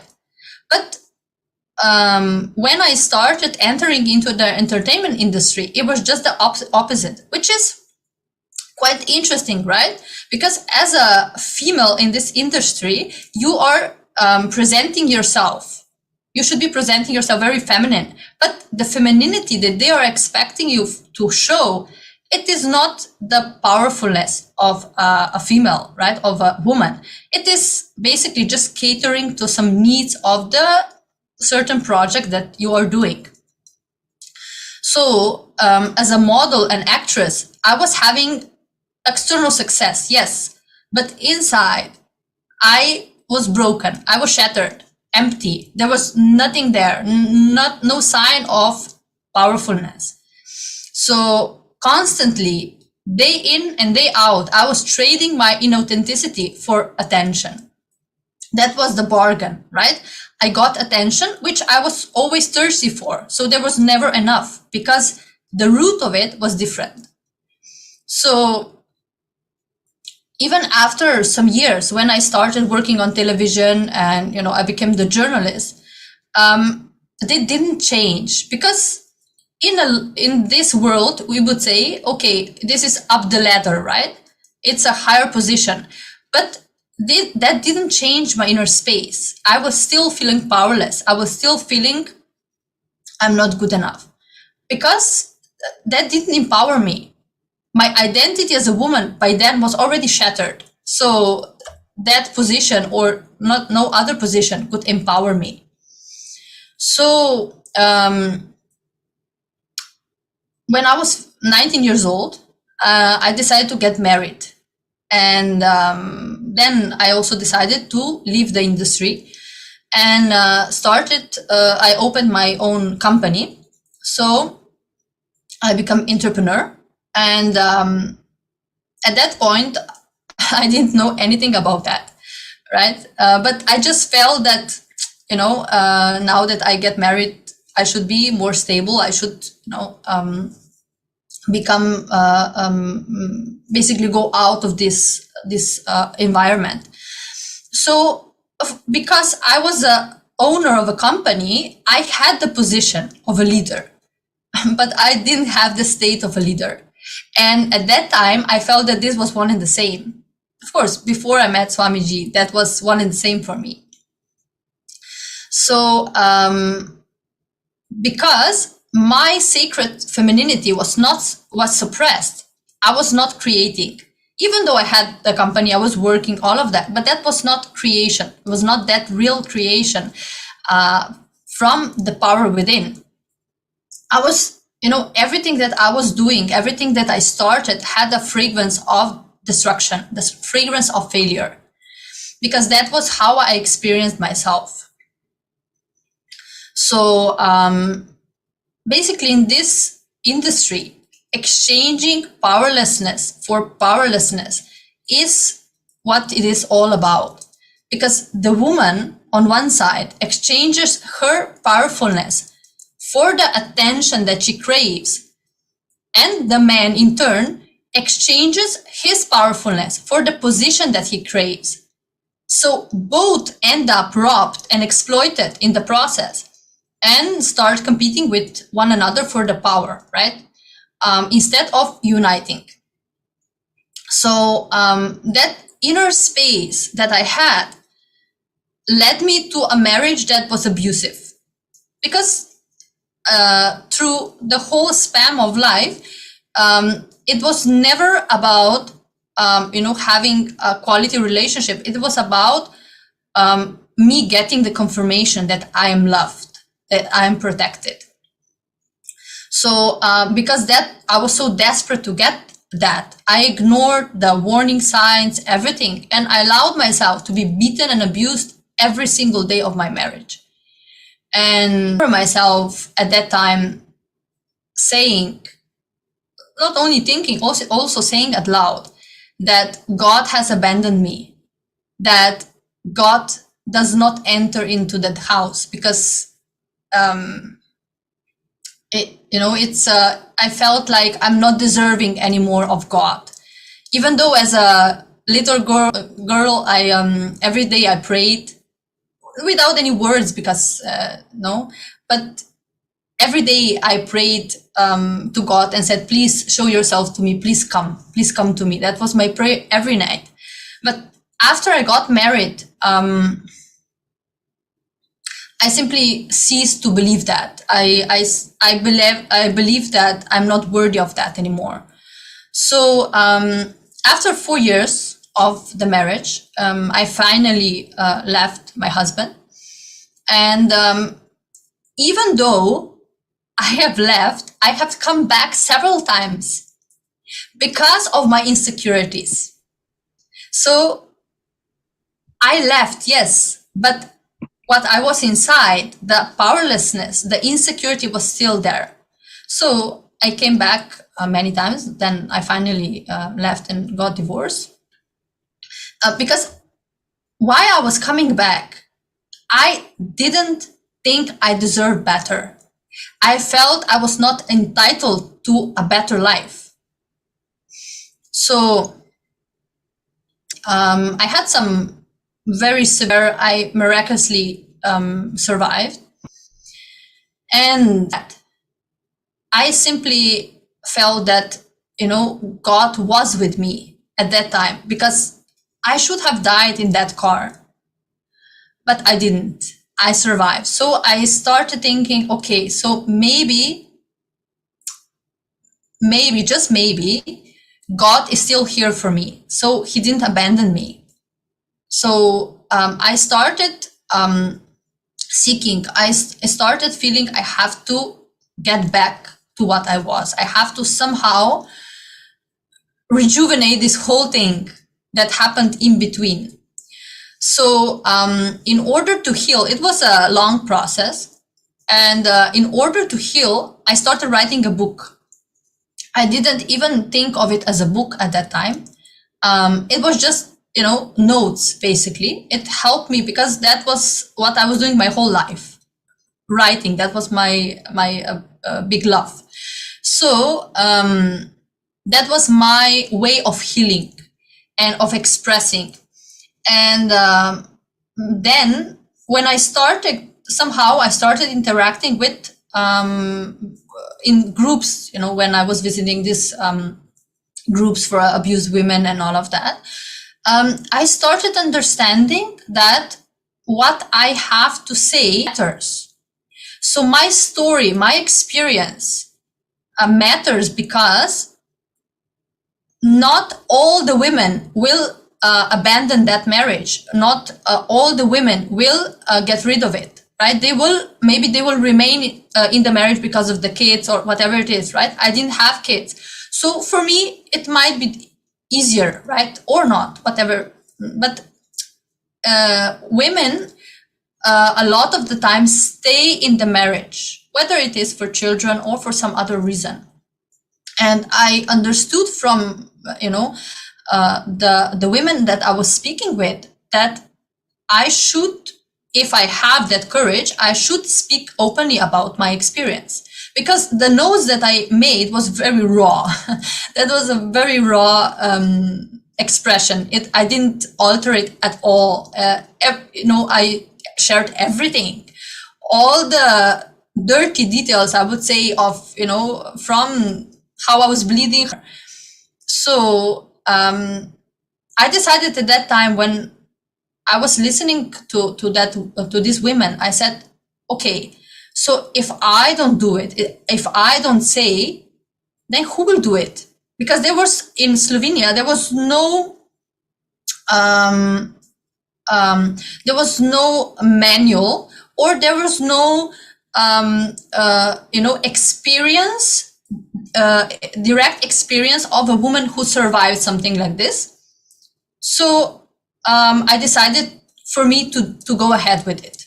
I decided to expose myself, and because of my exposure in media before, naturally that means also that I will be exposed media-wise.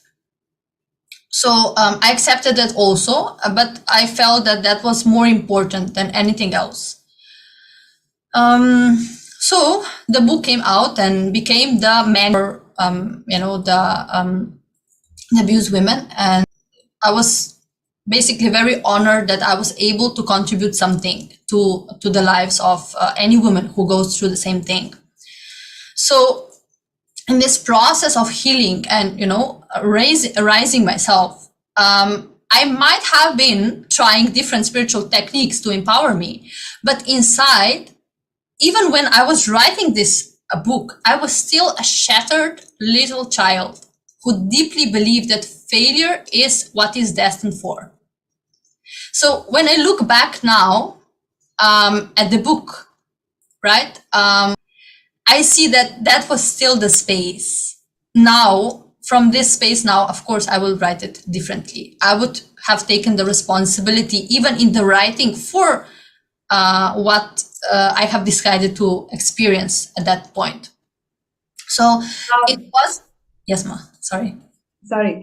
Priya Prema, I just wanted to make a note here. See, typically, somebody who has gone through such hardship right from young age, and then taking up a bold profession like modeling, out of the incompletion that, I need to really empower my masculine side. And then going through this very tough married life and then saying that, okay, let me discover myself and putting that story out so that brings the awareness.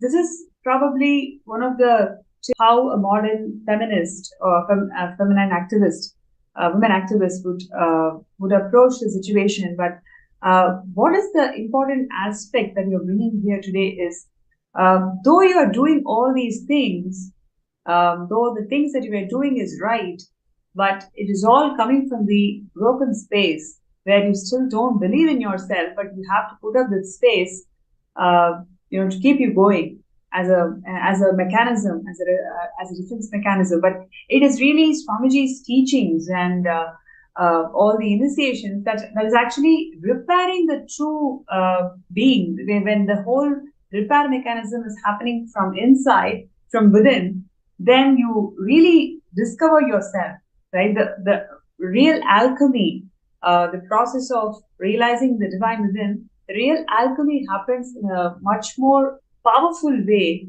which is what today's women require, isn't it? Yes, Ma.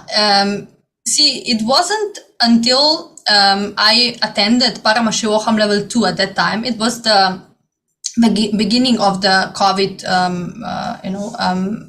epidemic, that for the first time I realized, or I encountered myself with real feminism. That was the first time I even realized what it was, right? Because when you speak about feminism here and there, it's completely different, right?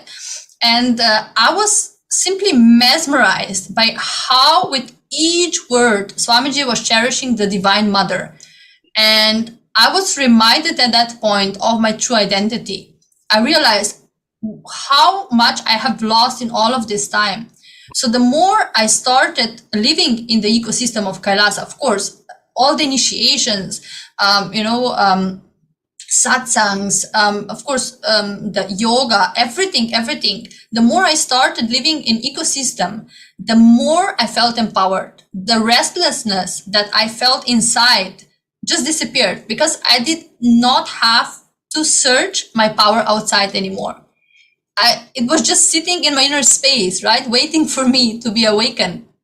So that was one breakthrough. And I still remember, the moments in this program where simply everything shattered. And I remember when I applied for the program, even before that, I was already connected with Swamiji, but I was just listening to satsangs, right? And Kalpataru program I did.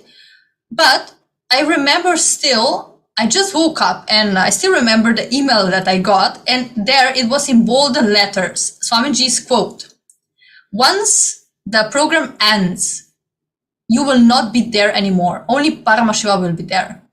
And I remember myself saying, that is what I want. I don't want to be what I am now. That is not what I want. That I don't feel connected to that. This is what I want.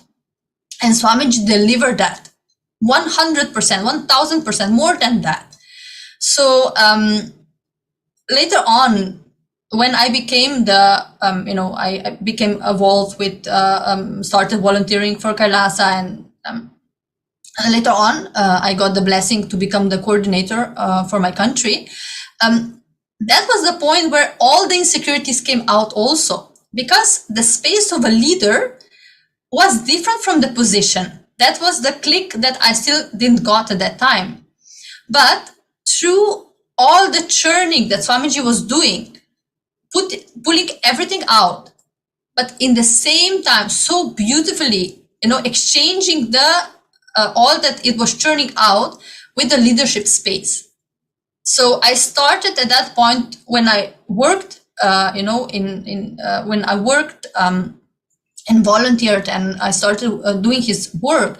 I started to realize the value of one woman empowering the other instead of competing with one another, right? Because that is the world that I was coming from, competing with each other. So the ecosystem of Kailasa made me fall completely in love with my own femininity. and rediscover it because I didn't realize what it was before. And of course, heal from all the times where I allowed myself to be exploited. So before, I can say that I was chasing confirmation from outside through position, fame, right? Relationships. But no matter what heights I reached as a career woman, I was not able to be satisfied because my broken self was, still there intact. There was never satisfying enough. And even though I experienced all the extremes in life, whether it was, when my father died, me and my mother, went through the extreme poverty of being without electricity, water, all of that, and going to the heights of being a sales director of a big company and, having a luxurious life, tasting it. But all of these heights today, when I look back, neither of that impresses me now. Nothing is important because I'm not mesmerized by the world in whatever shape it presents itself, whether it is low or high, it doesn't matter. But what I'm utterly mesmerized by is by the love and compassion that Swamiji has showered me with, that I am utterly mesmerized with. And today, I know, of course, now it's different, but now I'm realizing, today I'm realizing how he guided my whole path, how even when I was not realizing everything, whatever I have experienced in my life has been a preparation for what I am today, for being here, sitting with you today. That was all a preparation. So when I realized that everything completed from the past, everything collapsed, I ceased to be a victim. I was not recognizing myself as a victim anymore. It became a celebration. Even, when I look back now at my ex-husband and all, the experiences that I had, even before that, I see it all as a lila, as a celebration, because it was all part of me being here. So when I realized that, it just, the integrity and the stability and chastity that Swamiji awakened in me, it what became my power. That is my power today. So this is what I identify myself as a feminine, right? The stability to stand by what I have decided for, no matter what happens, no matter any external situation. And the integrity to do it constantly, to not, waver in whatever direction. So because I wanted that space to be transferred to others, I decided to take a patsanyas because I felt that that is really the ultimate way how I can, empower other women so that they can get this space also, so they can reawaken this power within also. And not only that Swamiji liberated me from all, thyroid disease, heart disease, depression, anxiety, all the heavy medication that I was taking for 7 years, but ultimately he gave me a new life. He gave me liberation from all my limited cognitions that I had about myself, from all the fake shyness that I have put on myself, or arrogance, inauthenticity. And he raised me to the space of a leader just by, I would say just, it's not just, right? But by awakening the divine feminine aspect in me. That was the most, powerful thing. And when I look back now at my life, how it was, just maybe if I just look back 3 years from here or 4 years, into the past, it just, there is no expression of gratitude that could match that. Whatever I say today, whatever I do today, even if, I don't know, it's just no expression of gratitude is enough. And there is no better way of giving back. Of course, I will never be able to give back. That is a fact. But the best way that I can contribute is by empowering other women and making them part of the Kailasa ecosystem. That has become my mission from Paramashivam level 2 on. It has become my mission. It has become the reason why I live. So, because I strongly believe that only through the reviving and remembering the Vedic feminism, we can bring justice to what humanity has lost by suppressing the cosmic mother in each woman. So, because it is not just that is not only a problem. We say feminism also, that is only for females. No, that is a problem for all the humanity, because all the wars that we're watching today, everything, if we just take the example of the Ukraine war, right? If a man leader has at home a chaste, powerful woman who is supportive, it's simply a man will learn from her how to be a good leader, how to be a compassionate leader, how to create and not destruct, how to not play power games, but instead create a better future for his people. So here we are seeing this example. If real Hindu feminism is awakened again in women, then also all the men will be awakened to a better leadership or whatever they're doing in their lives. So, I'm really... Priya, I just wanted to jump in and add here. Firstly, we'd like to say that it is an incredible journey, what you're saying. Somebody who has gone through so much of baggage in the past, and that is something not very easy to let go of, to how Swamiji has made you feel that you have to enrich, you have to share the science with thousands of people. So you can see the amount of passion that you're having in terms of revival of this entire culture and the whole wing of Kailasa. I think one of the things that you also mentioned about the various initiatives of Kailasa and how literally it helped you towards manifesting what you want in life. So one thing, especially for all the indigenous women out there, Kailasa promises the right to quality of education. Every single person who is born, they have the right to utilize service, which is here in this case, it is TTS. So, really, if you look into all the things that we have been discussing in a personal level, it's more of for each of the tasks, it just goes into a worm. Like there's no way how we can come out of it. But Swamiji's initiations and Swamiji's Darshans and how he connects to Devi Parashakti, when he revealed all of that, we can literally see that 8 out of 10 verses, either they carry mistranslation or that translated version does not even exist. So this is how people exploited the Sanatana Hindu Dharma when we were discussing about it yesterday. And in terms of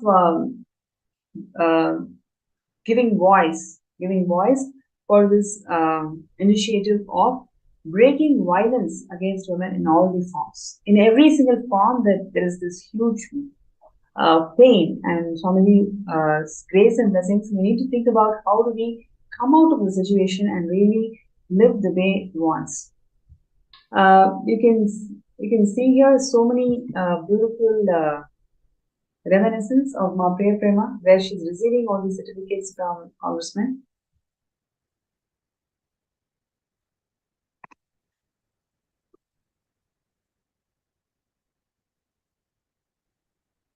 Ma Priya Prema, am I audible?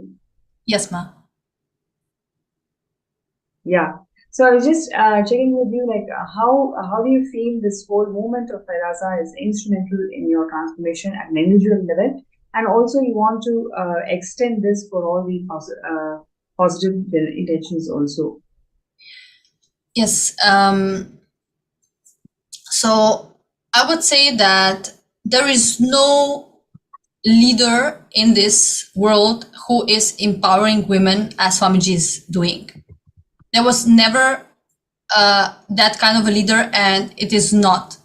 Really, it is just something incredible that every single time I hear when Swamiji is speaking about feminism, about women, it's just something that is very, very emotional. It touches my inner space very much.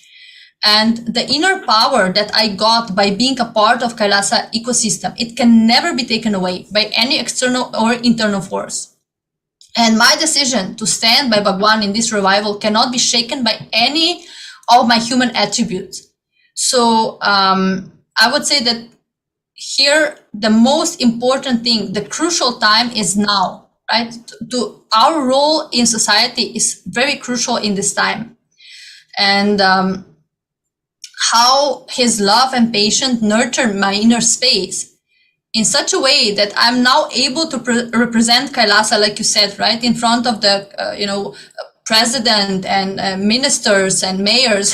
That was never possible for me before. How I cognize it, that would never be possible before, because I would be shattered just at the thinking of it, right? But I know very well that it is not I am doing that. It is who is manifesting through me. So it is his extreme compassion making sure to raise me up to my highest possibility that I never dreamed of before. So to any woman out there, if you feel you're not heard, you're not respected, if you feel you're not free to express yourself fully, then please join Kailasa. Become the founding mother of Kailasa. That will not be only a blessing for yourself. It will be a blessing for many generations to come. So that is my humble request to all of you. Just give yourself this blessing.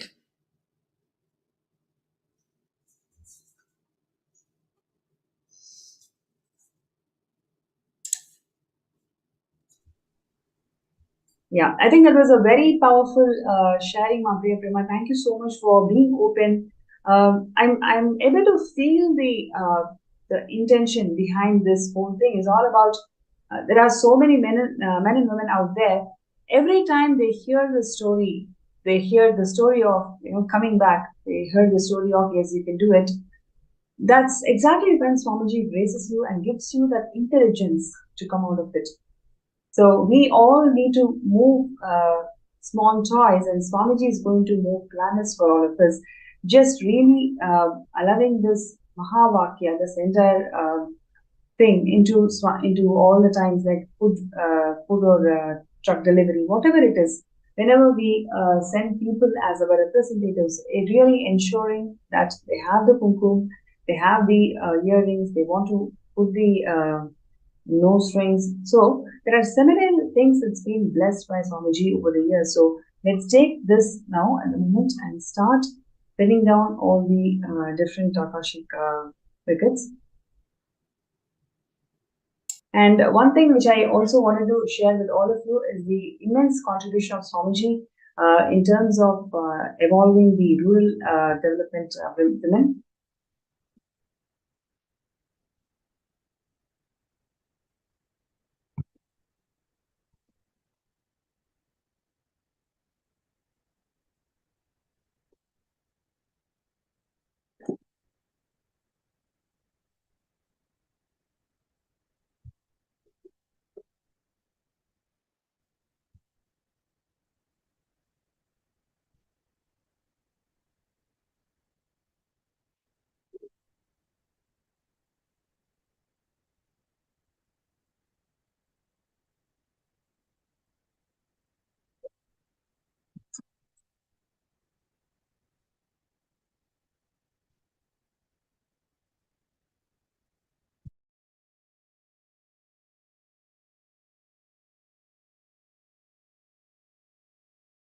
Yes, you can see this powerful expression of Hindu feminism when Ma Priya Prema was sharing. And she also touched upon the various initiatives that Swamiji has given to the world, whether it is in terms of education, right? So how many of you know that 1 in 5 children, especially women, they don't have basic access to basic invitation to action. So therefore, we may have to really wait for a few days. And once the blessings has come through, we will definitely work on presenting a case study where we can literally eradicate the violence against women in every single diaspora. And here, what you're seeing is the indigenous women, especially they are liaising with the Sri Kailasa United Nations for indigenous women. So they are liaising with a couple of more people who you feel that they should be on board. And the next is the Aboriginal and traditional agriculture of Hindus hails from India itself. That is why it's like extremely fertile and extremely active. Everything that is needed, it's already there. We just need to take it forward. So that's amazing.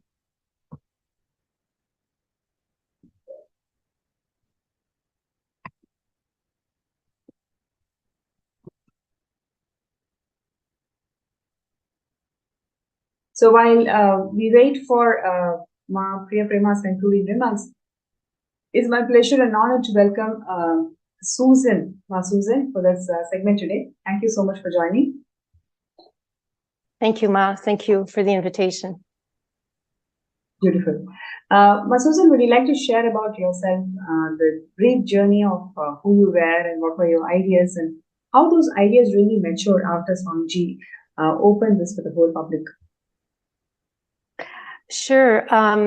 I've known Swamiji, 10 years now. So I can say my perception of myself, life, other people have completely transformed since I met Swamiji. And since we're talking about Hindu feminism, that was an issue growing up that was always close to my heart, because even as a young child, I always had this sense of social justice. Like I saw what wasn't right. I saw what was fair, what wasn't fair, but I didn't have the language. I didn't have the inner strength to really, so when I was growing up, and this is back in the 60s, so I'm really dating myself. It was a different time, but it was also a time where, women were starting to have more of a voice. But as you mentioned earlier, feminism was often framed within a competition. It was a competition against men.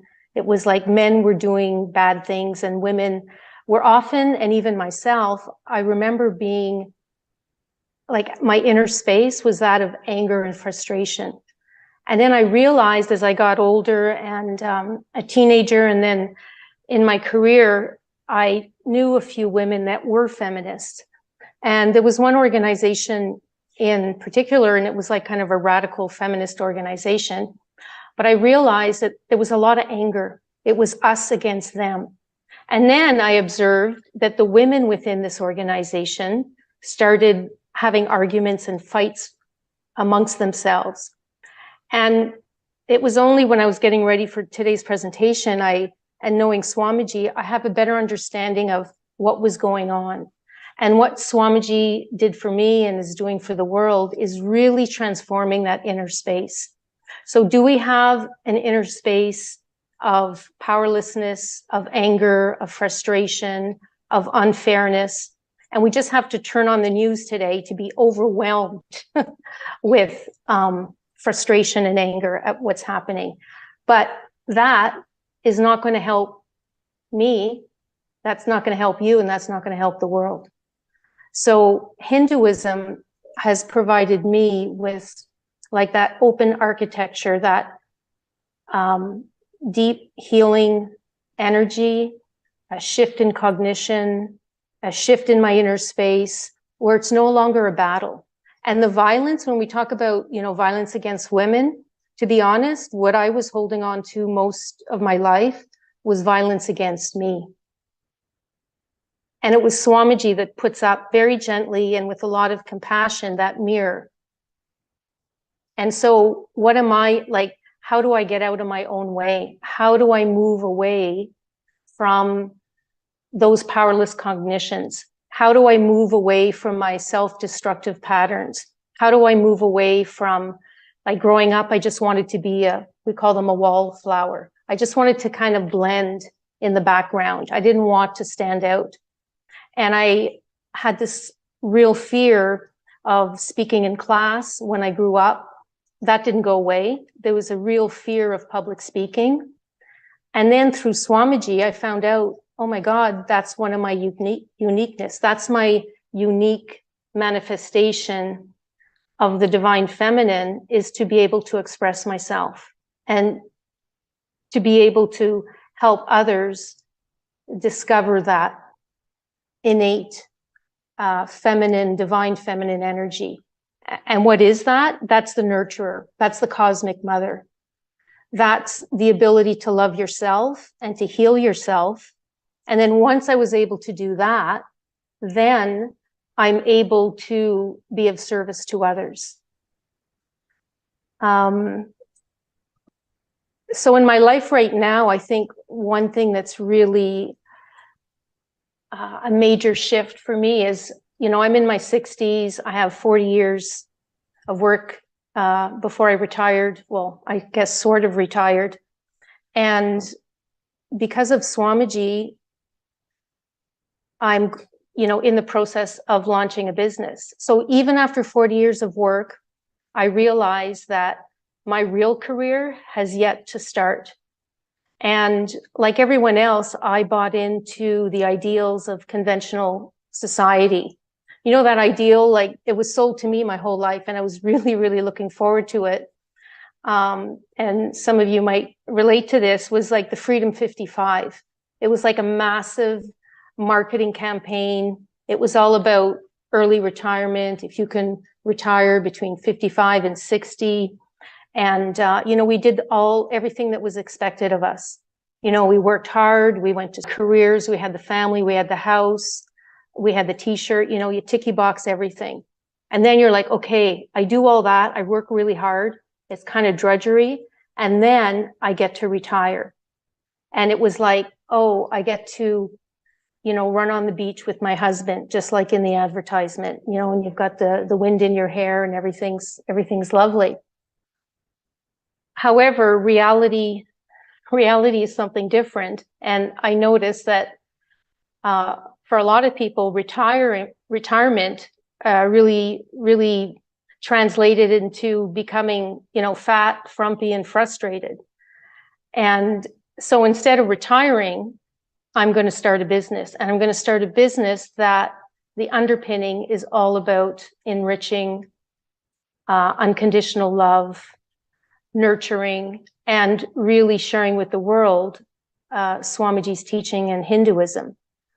Otherwise, like I too, without Swamiji, it's really, really clear in my mind, I would be doing what everyone else was doing. And I might have been on the fast track to being, fat, frumpy, and frustrated myself.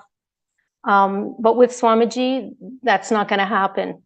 And that's not, like, retirement is not for Hindus. And Swamiji is very clear about that. He says, if you retire, or you're just waiting to die, you're just putting in time.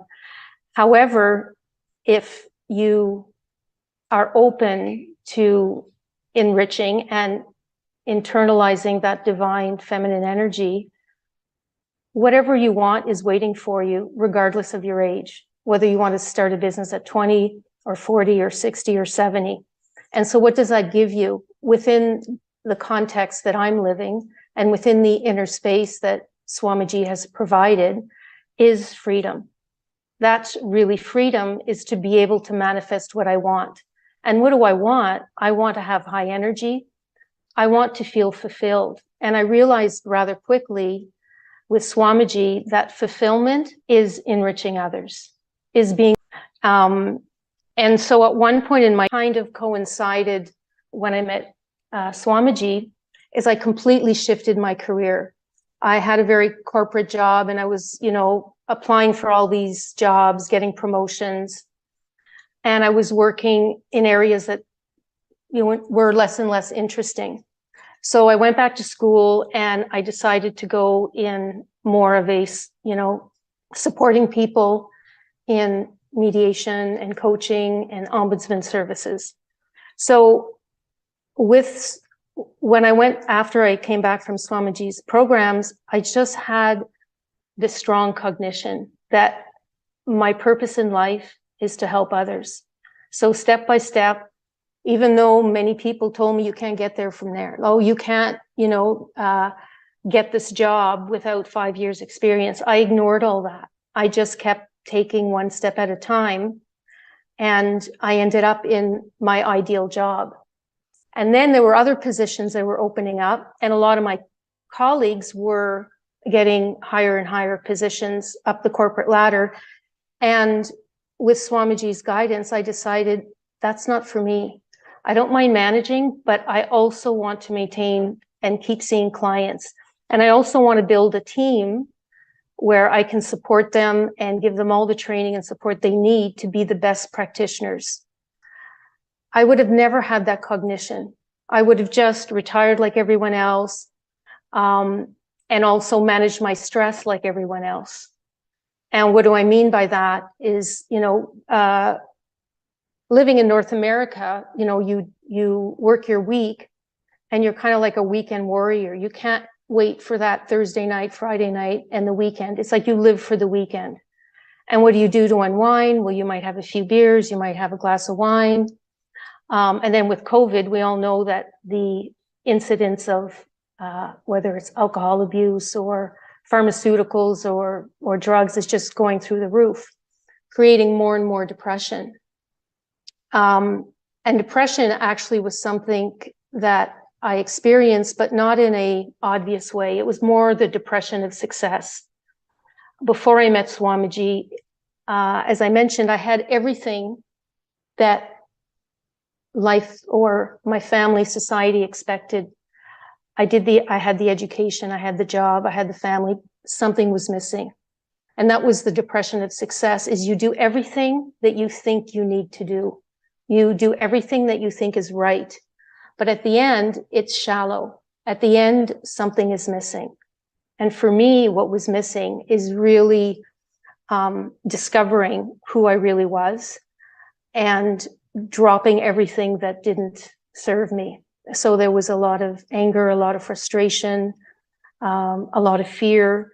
And so through Swamiji's inner awakenings, through the yoga, through the meditation, through the detox, like Nirahara Samyama, I've been struggling a little more with that lately, but in the last 10 years, I think I did Nirahara Samyama at least 14 times successfully. So when you detox the body, it's like you also detox the mind and you create this space of really, really high energy. And I think this is what society needs now. This is what women need, and this is what men need as well, because that Hindu feminism, that nurturing energy is not just for women, it's for men. Men have it too. I think society and men might have a more difficult time expressing it because of social pressures of suppressing that. But Swamiji tells us that we can easily nurture that divine feminine. In the morning, waking up, for example, and having the intention of let me radiate a nurturing attitude. Let me enrich my friends, my family. Let me have the context, that inner context of enriching others when I do the steps to start my business. And that intention is really powerful. The other way of connecting with that Devi energy is just nurturing, whether you're raising children or helping the elderly or taking care of animals, all that is nurturing. All that gives you a different experience. For me, honestly, without Swamiji's initiations and blessings and eternal patience, I would have been where I was 10, 12 years from now. Whereas right now, I can see that, I have another, 20, 30 years of work in me, but not work drudgery, not work I have to do it, but from a space of, let me express that Devi energy. Let me express my uniqueness. because we all have a gift. It's all there. And I'm fortunate enough to have had that support, that real support, and a completely different understanding of feminism. Feminism not based on competition, not based on anger or violence against anybody, but a real powerful cognition. And that is very much what the world needs today. And it's one person at a time, one decision at a time, one day at a time. So yeah, it's been a remarkable journey.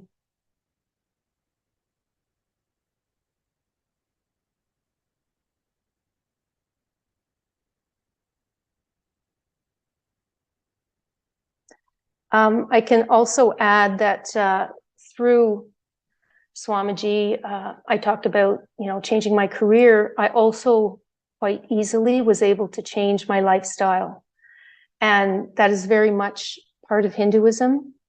And stopping the violence, because violence is not, we think of it, someone hitting you, but it's the psychological, it's the words that you tell yourself and others. And it's also the food that you eat. So I became vegan. And I dropped, it's been a long, long time since I've had anything to drink. There's no recreational drugs. It's a completely different way of eating and being. And I never missed the old way. I never missed, people going out and going to the pub. And it took a while because people were always saying, oh, you're not drinking. And it actually would upset some people that I wasn't partaking.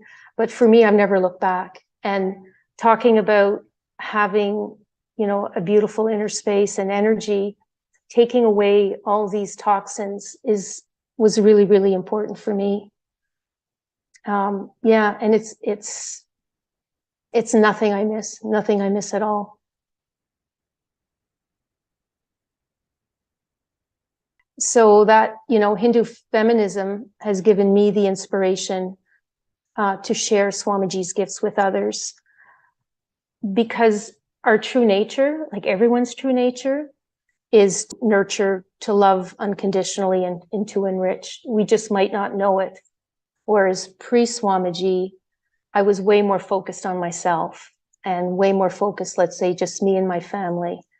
And now I truly, truly do care about others. I care about strangers. I care about humanity in general, because we do all have something to share and something powerful. And, I mentioned earlier, moving up the corporate ladder and the rat race. And one thing Swamiji said once, and it always made me laugh. He said, you can win the rat race, but at the end of the race, you're still a rat. I always thought that was like, okay, note to self. And that's kind of behind door number one. Like, we can just keep doing what society is dishing out, or we can stop and reflect and say, I want something else. And I would say behind door number two is the really powerful science of Hinduism. Behind door number two is you have the ability to open that door to your true nature. And that true nature is the divine feminine energy that nurtures you, that loves you, that heals you. And then once you heal, then you could be of service to others. And throughout my career, I've met a lot of good people that have wanted to help others. Oh, I'd like to do some volunteer work overseas, or, I'd like to work with women or men, and unfortunately, a lot of them, it's just kind of a pipe dream. Why? Because they're too tired. Why? Because they're so dragged down by their own life, and the toll that society takes on them, that they never actually get to live have a fulfilling life. And Swamiji has told us that's why people are so afraid of death, because as you get closer to death, you realize, oh my God, I didn't do what I wanted to do. There's something missing, and intuitively we all kind of, in the dark moment, or a moment of, reflection, it's like something's missing, something's not okay. And Swamiji provides all that. whether it's like, especially now with all the online programs, with yoga, with detox, there's something for everyone, because everyone, men and women, have that, I think, birthright to manifest their true potential and to feel that Kundalini awakening, to feel experientially a really strong, to actually like yourself, like truly like yourself, not just a Facebook post where everything looks good, like to truly love yourself and then to be able to share that with others. So in a nutshell, that's been my experience. See, one quote that Swamiji shares is very stood up for me, which is, he says, woman is emotion and her very breathing is power, right? So it's such a powerful statement. Every time I remember that, I feel empowered. And by this, I feel we're all being reminded of an extraordinary potential that we have to bring stability to the world, right? Because we are sharing here our own experiences, but in reality, every single woman has an experience like that, for sure. And if each one of us stands for Hinduism, stands for the revival of the science, because it's a science, right? Everything that that Swamiji gives, whether it is puja, whether it is, yoga, Panchakriya, whatever it is, everything is, a science. So for me, how my body transformed, how everything, single aspect in my life transformed through all of these practices.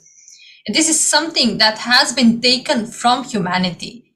I feel that we have the responsibility to bring this back, to stand. I think it has really come the time to stand for the Sanatana Hindu Dharma and really make sure that each woman gets empowered to stand for herself.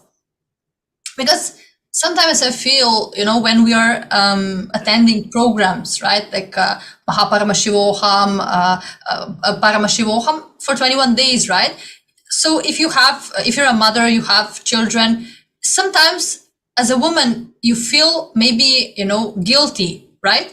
Or, I'm spending all of this time in the program, but my family is not taken care of. But in reality, there is the most compassionate thing that you can do, because, that is how we empower also our own families. So, yes. So, and you bring up a good point, because often we'll say, well, especially as women, like, okay, well, I've got this to do.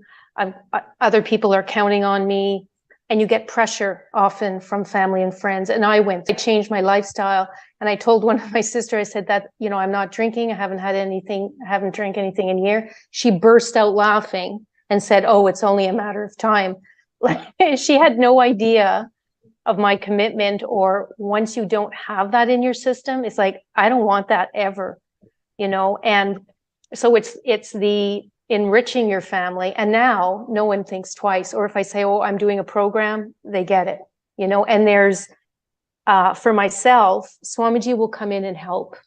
Like, if you have a barrier, it's like, oh, my husband's not supportive, my kids are not supportive. I have friends or family that say, negative things about Swamiji. If you have the intention, if in your heart of hearts, that you just connect with yourself and say, okay, what is it that I want? I want to feel peace. I want to feel good about myself. I want to make a difference for me and others. And you're just sincere in that intention, and connect with Swamiji. Just look at his picture.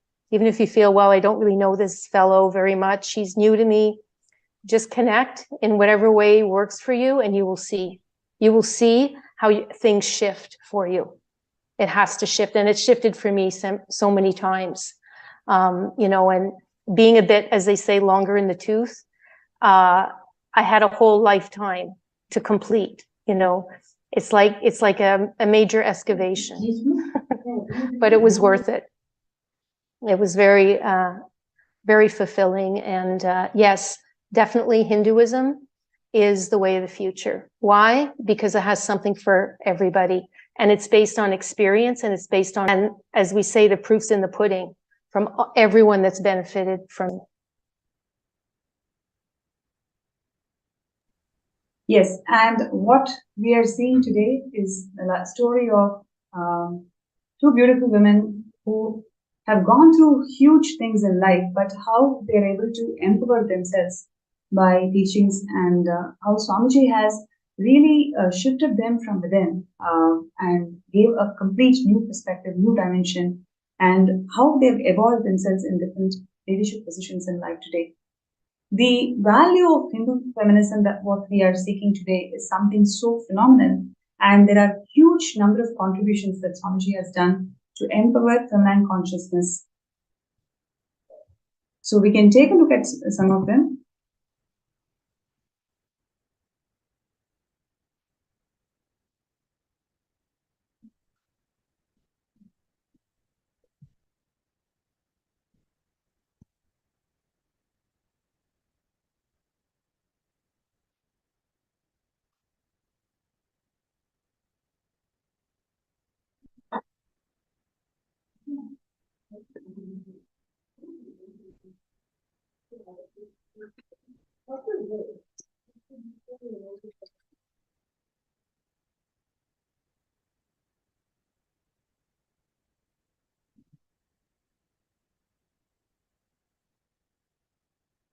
Yes, so there were several women empowered camps that were conducted by Swamiji over the years, and especially to empower all the rural women in India.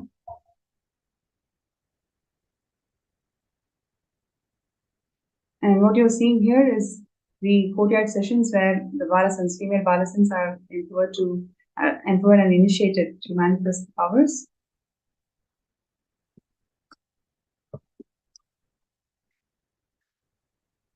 Empowering women in the field of arts, where whether it is dance or music or every other form of arts, how Swamiji has empowered the feminine consciousness to express themselves fully.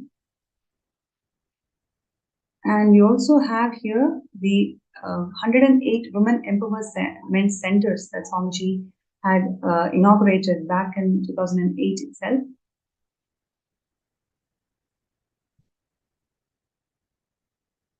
Yes, what you're seeing here are the pictures from 2009 Women Empowerment Centers. And these are all the various programs that Swamiji conducted, and where the rural women, especially, they were benefited by this cause.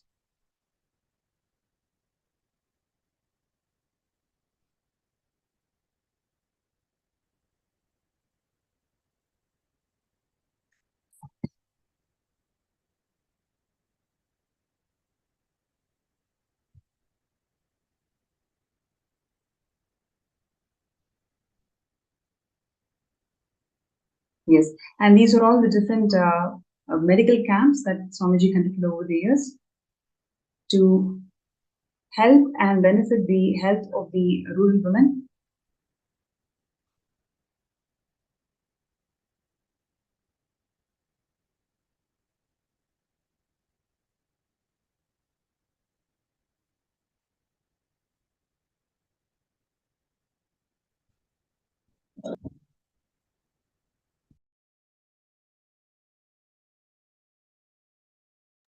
Once again, these are various programs that Swamiji has conducted over the years to empower women to their full potential, whether it is in terms of spiritual helping them in their livelihood, advancing arts, especially the Hindu art forms.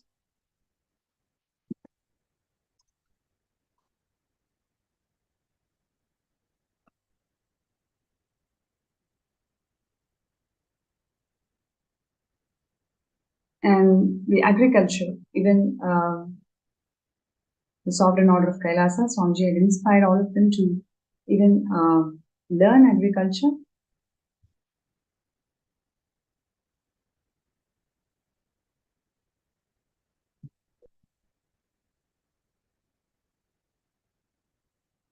And The Kailasa temples worldwide has empowered the women to perform the temple rituals. This is probably the Vedic temple where for the first time the women are empowered to perform temples, Hindu rituals by themselves.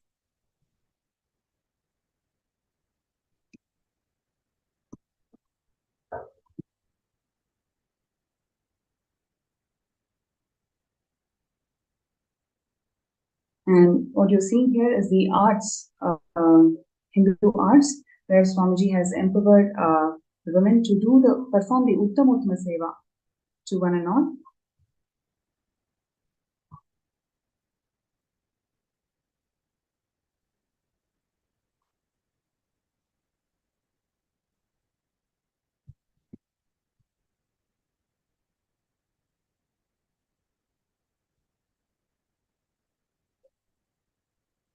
Now, to accomplish this goal of robust, sustainable, balanced, and inclusive growth in society, what Swamiji is doing is incredible contributions by reviving the true spirit of Hindu feminism.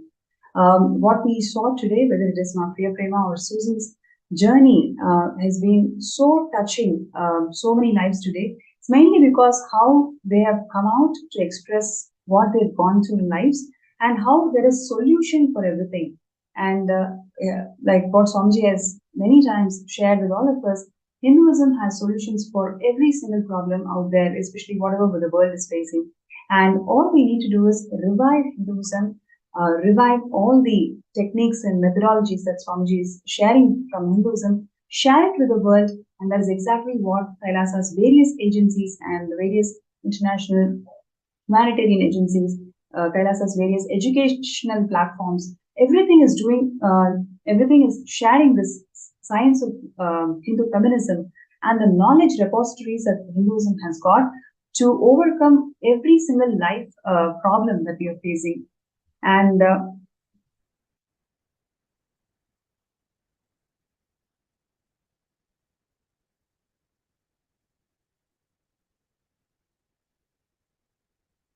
I'm just looking through the comments in various platforms.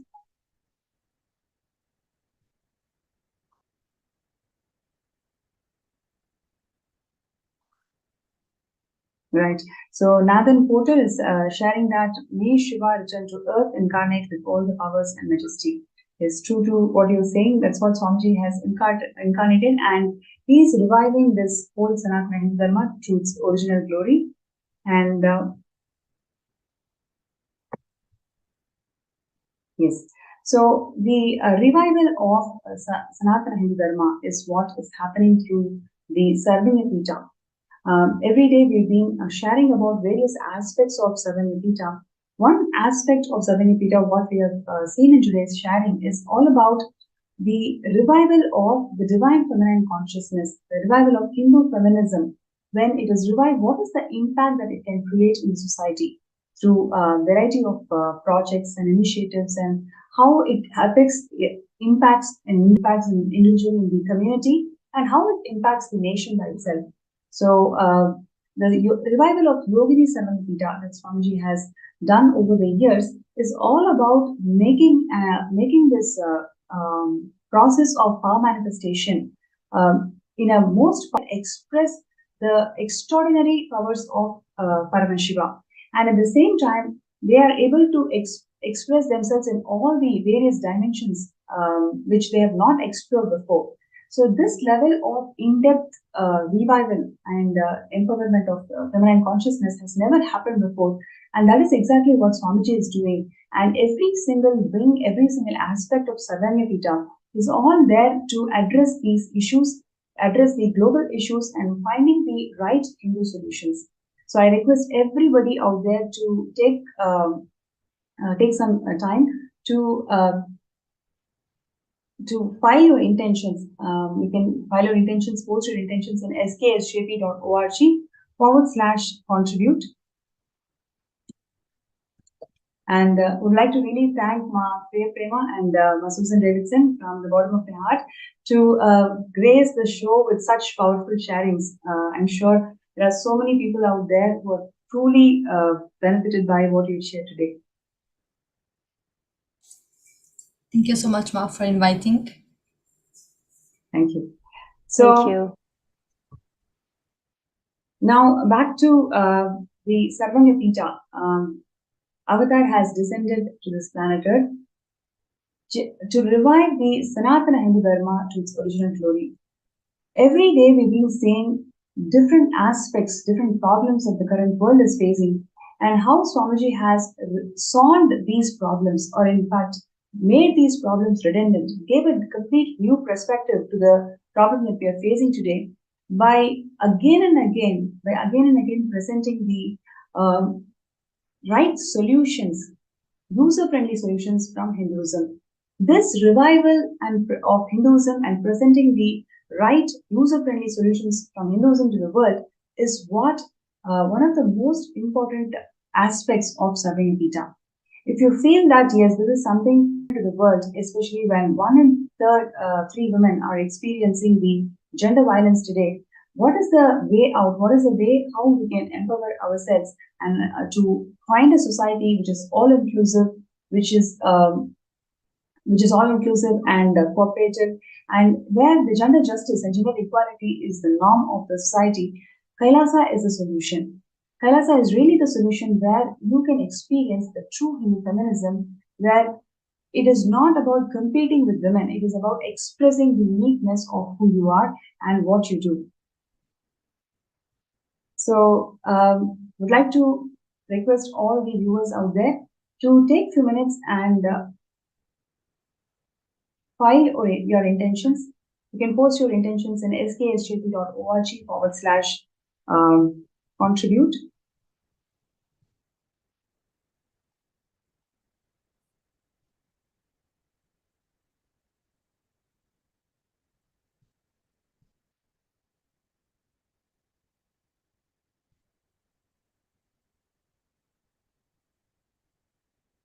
Yes, let's take a few minutes to post our intentions.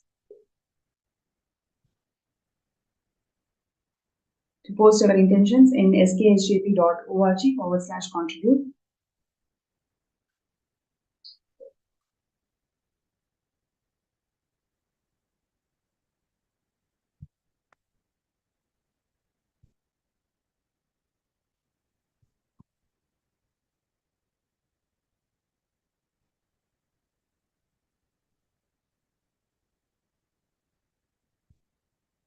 Right.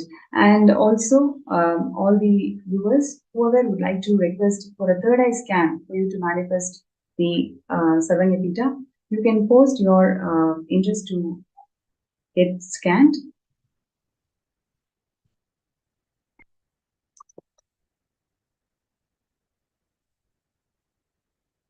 So everybody who's interested to get your third eye scanned, to move the obstacles, whatever is the obstacle to manifest Sarvanyapita, you can post that and we will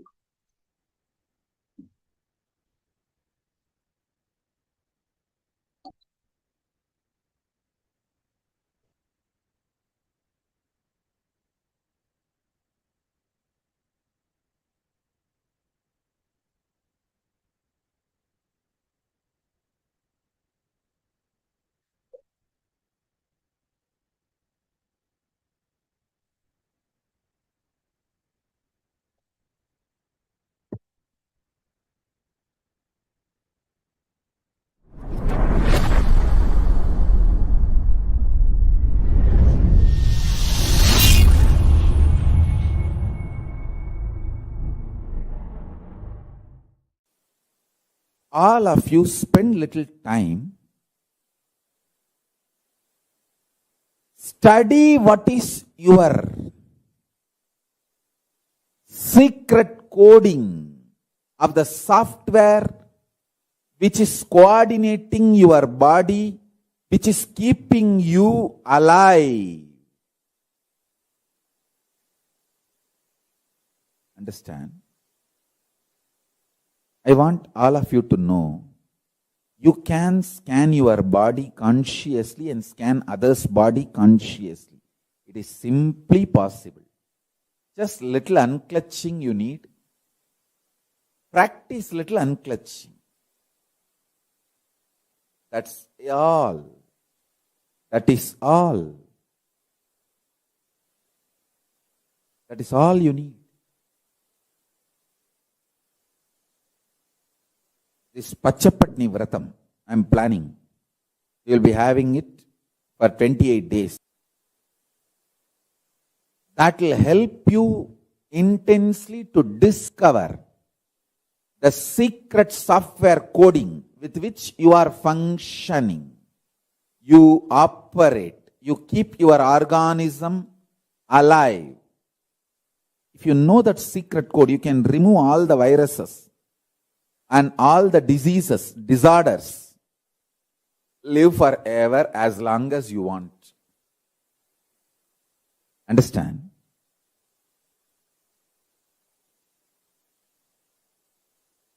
I want all of you to know, listen carefully. Genetically itself, Hindu women carry this knowledge. This knowledge is in the DNA of Hindu women.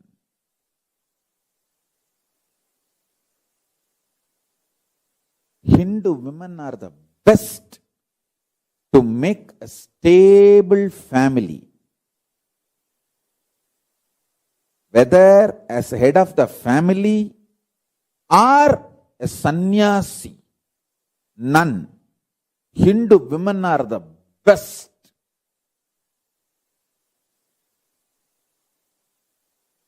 In the whole world. Go to the statistics. I am not making blah blah statements. Go to the statistics. Hindu origin, Hindu heritage women. See the diverse rate. Compare it with the women from other civilization. Hindu women are the most stable family heads. Whether in business, running a family, professional success, nuns. The terrorists who are trying to destroy Hinduism, they steal Hindu women because they know Hindu women make best family. They make the best family head. It's not something recently. For last 1,000 years, our women are stolen. That is why our women decide to jump into fire the moment they feel that they will be stolen by the terrorists and invaders. They commit sati. If they know that they are going to be stolen by terrorists and invaders. Just the core part of the Christian nuns is Hindu women converted. Go and study. Then you will understand what I am saying is true. Only in India, 75,000 nuns. From where they are coming? From Hindu civilization, converted. They form the core, backbone of Christian conversion mechanism. The missionary mechanism. Whether as a grihastha or as professional or as nun, Hindu women are the best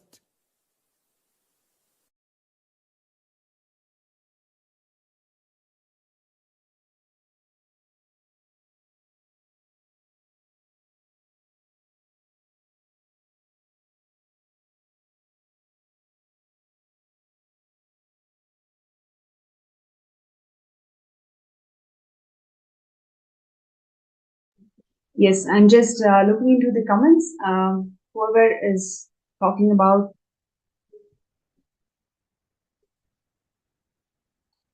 the Hindu feminism segment, thank you so much for the guest speakers who came and shared their valuable life journey. And now let us go to the power manifestation session where I'm going to scan people, whoever is feeling stuck in manifesting SJP. So Hiranmayi has asked for a scan, Nithyananda. So let us please sit straight, chant Mahavakya. Om Nithyananda Paramo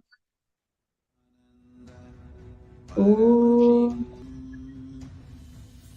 Paramashivam Om Nithyananda Paramashivam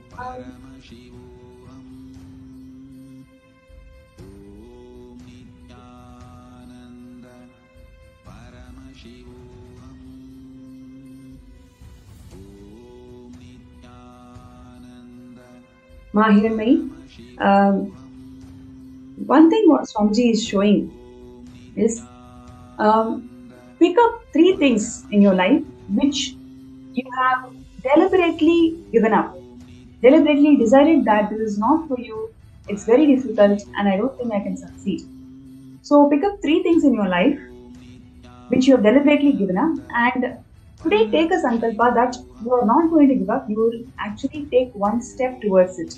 The moment you start taking one step towards it, you will see whatever is right now stuck towards your manifestation for SJP, you will simply move on. Swamiji's grace and blessings, it will simply happen. So write down 3 things in your life where you have given up deliberately because of some impossibility that you cherish.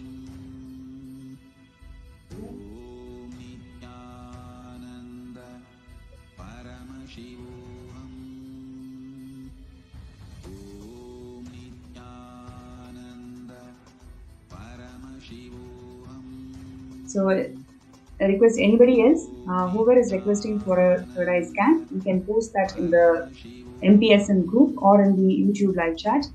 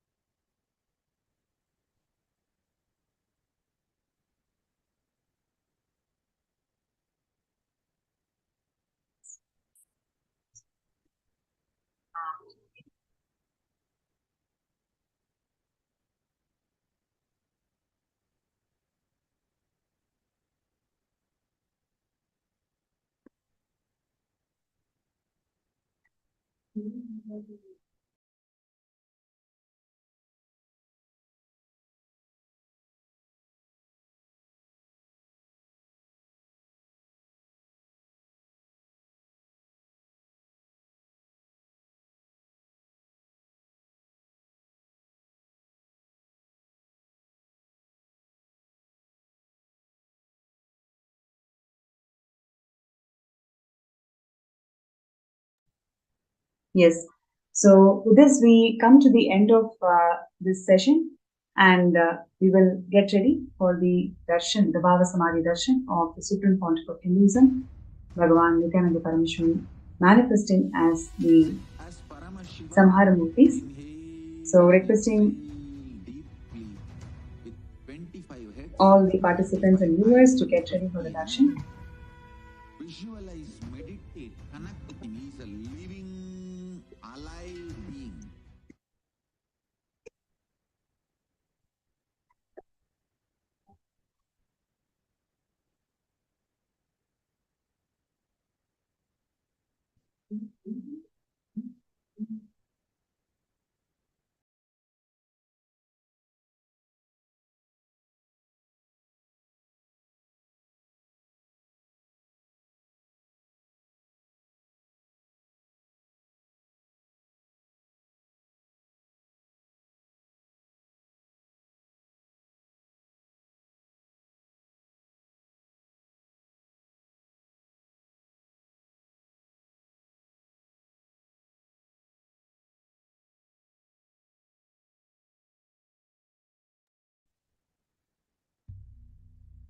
Nityanandam.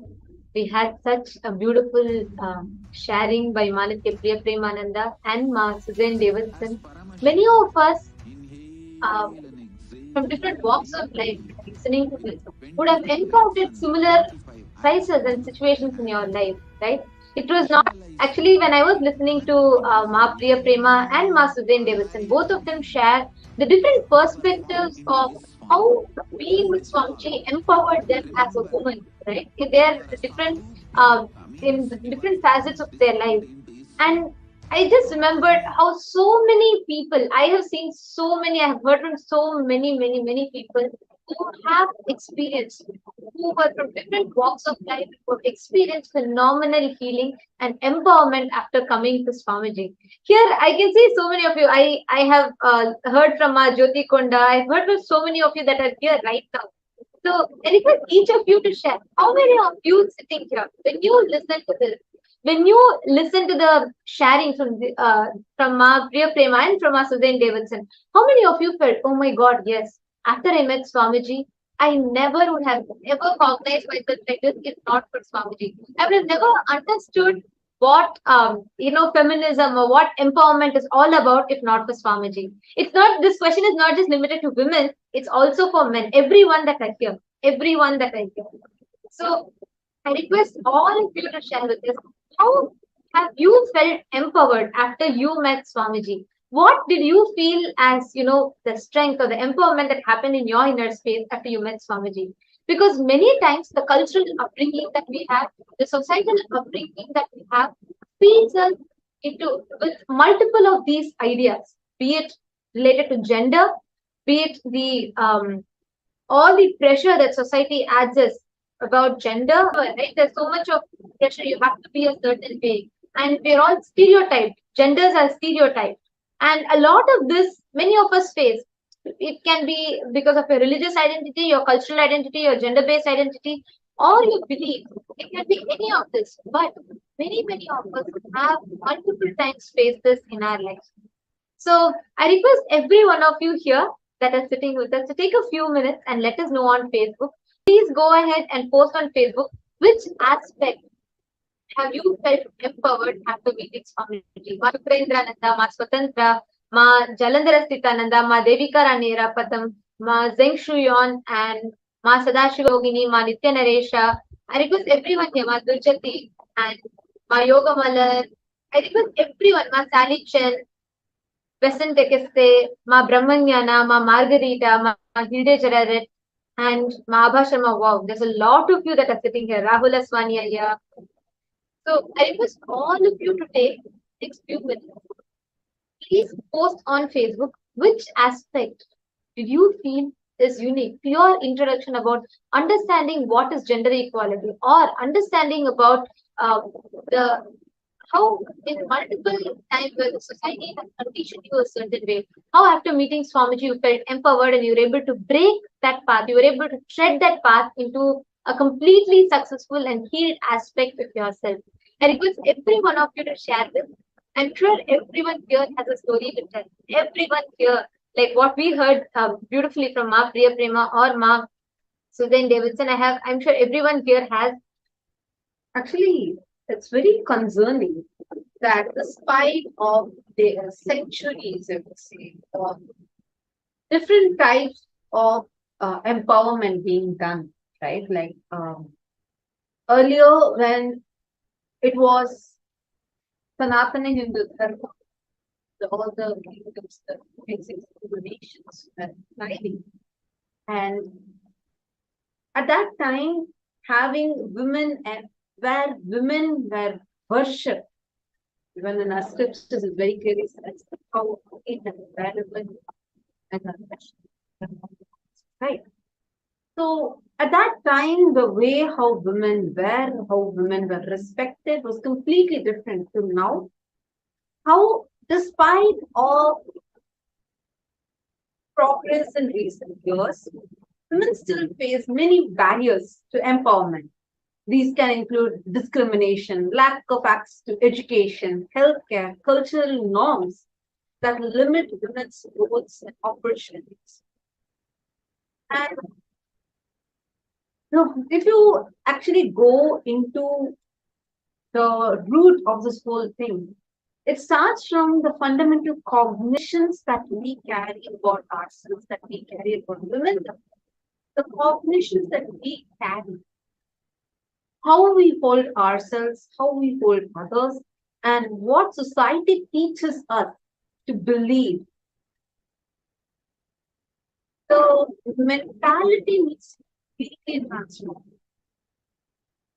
Very beautifully, Swamiji has explained, saying how it is not about equal opportunity alone. It's not about, okay, say that, okay, I'm being a woman, that this. That alone is not the thing of a real empowerment.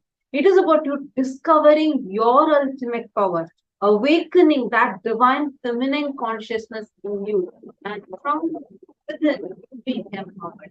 And you have the ability to progress in your life, take decisions in your life, have the ability to handle, digest things in your life, and build yourself strong, powerful. Actually, that's it. It's very beautiful. Shastra Pramana, where the verse beautifully says, Yatra naryastu pujyante ramantre tat yatrastu na pujyante sarvas tatra phala kriyaha. It says, where women are honored, divinity blossoms there. Wherever women are dishonored, all action, no matter what, how noble it may be, remains unfruitful. It is not just about women, or it's not just about the what we understand as women empowerment. It's about the whole gender barrier being completely broken, and how it completely changes the very ecosystem around us is entirely different. And it is only with Swamiji here we get that extremely beautiful space around us. Actually, if you see, right, the kind of trauma and the emotional abuse that women go through, actually not just women, anyone in this gender discrimination, people that are this gender discrimination go through, whether the kind of trauma or the abuse, physical and mental health issues that arise as a result of these abuse. The survivors of these victims that have survivors of these kind of abuses are not like they try to only come out of it, they try to cope up with it. There are many rehabilitation centers that are there that help. But what Swamiji is doing is something phenomenal, because Swamiji is addressing the very root of the issue and changing the very perspective. Today in Kailasa, 80% of leaders are women. In Kailasa, all of us know, we've been, like many of us here, I would say most of us here have been with Swamiji for more than 5 years, 6 years minimum, right? And all of us have seen how Swamiji, the kind of cognitions, be it starting from worshipping Devi Para Shakti, the ultimate divine cosmic mother, bringing in mother worship, or the stance Swamiji has about the 11 genders and the empowerment Swamiji gives about gender equality, and 80% of leaders in Kailasa are women. This kind of initiatives that Swamiji has taken.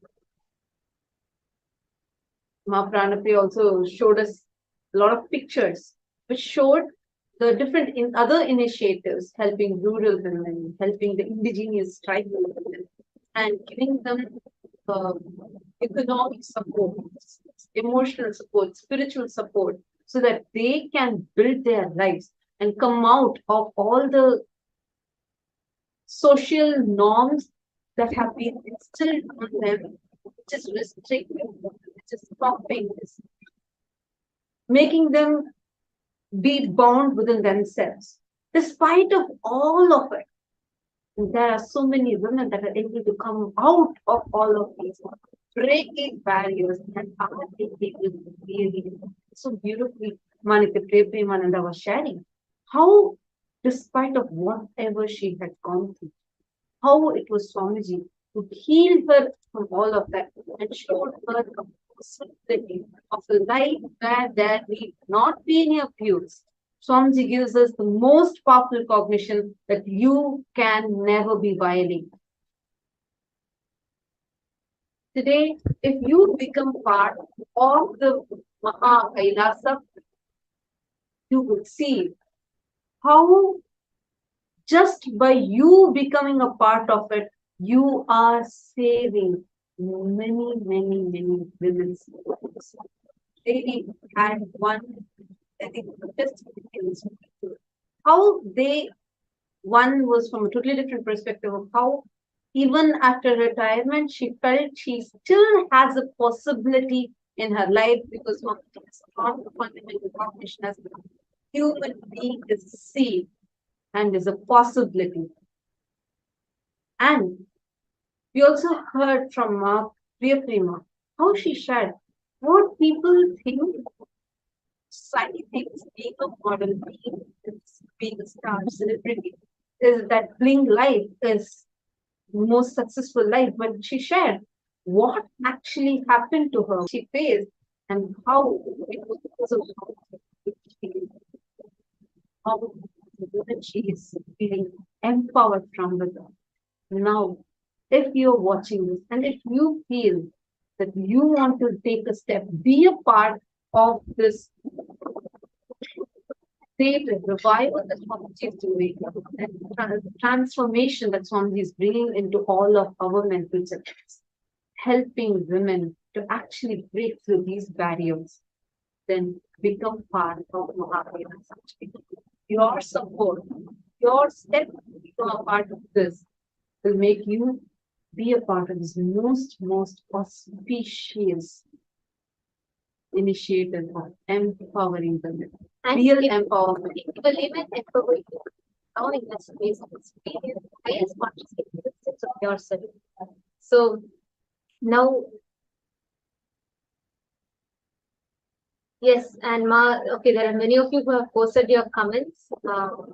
Priya Yogini and Nithyananda said what the monks shared just now was particularly great and shocking. Suddenly feel that women have been invisible violence and violence is everywhere. And Madhevika and Era has posted. Definitely, I'm feeling empowered. So much healing has happened. I received so much right knowledge about life from sessions. I love myself and others, giving me confidence to face myself and the world. Thank you, Bhagwan and Sangha. Absolutely, if not for Swamiji, world would have never ever gotten this science. It is not just to do with us, our identity as women, or just gender limited. Even empowering us to realize that we are divine, we are conscious, that we are not bound by these genders. And Swamiji brought in this whole thing. When we are fighting about, men or women, Swamiji is bringing this whole thing about 11 genders in Hinduism. Hinduism is rich with the knowledge that we have. There are so many powerful truths, powerful cognitions exist. On Nitya Yogini shared very beautifully how this you're able to understand about this violence, right? Ma Nitya Yogini, you tell in the place where how many times or you don't need to actually tell me, but just look inside you. What kind of different restrictions, discriminations, and your have been a victim of? The one and only solution for this is Swamiji. And this revival is Swamiji. One here you have a huge possibility. Today you can become a part of Maha Kailasa, be a part to really transform people's lives. You can be a part of saving many, many thousands of women's lives. We have so many people that are here who are actually survivors of so many emotional traumas, of the societal discrimination that they have been. And this one only Swamiji who can help us, save us from this, and transform the entire society, the secular society. Now, all the YouTube viewers that are there with us, you all also can be a part of this. You can become part of this grand mission that Swamiji is doing. If you really think you have to be, really there should be a difference. There has to be a change in this world and real women empowerment has to happen, then become part of that cause today. And take the step now. And every one of you that are here, you can put your intention beside to be a part of the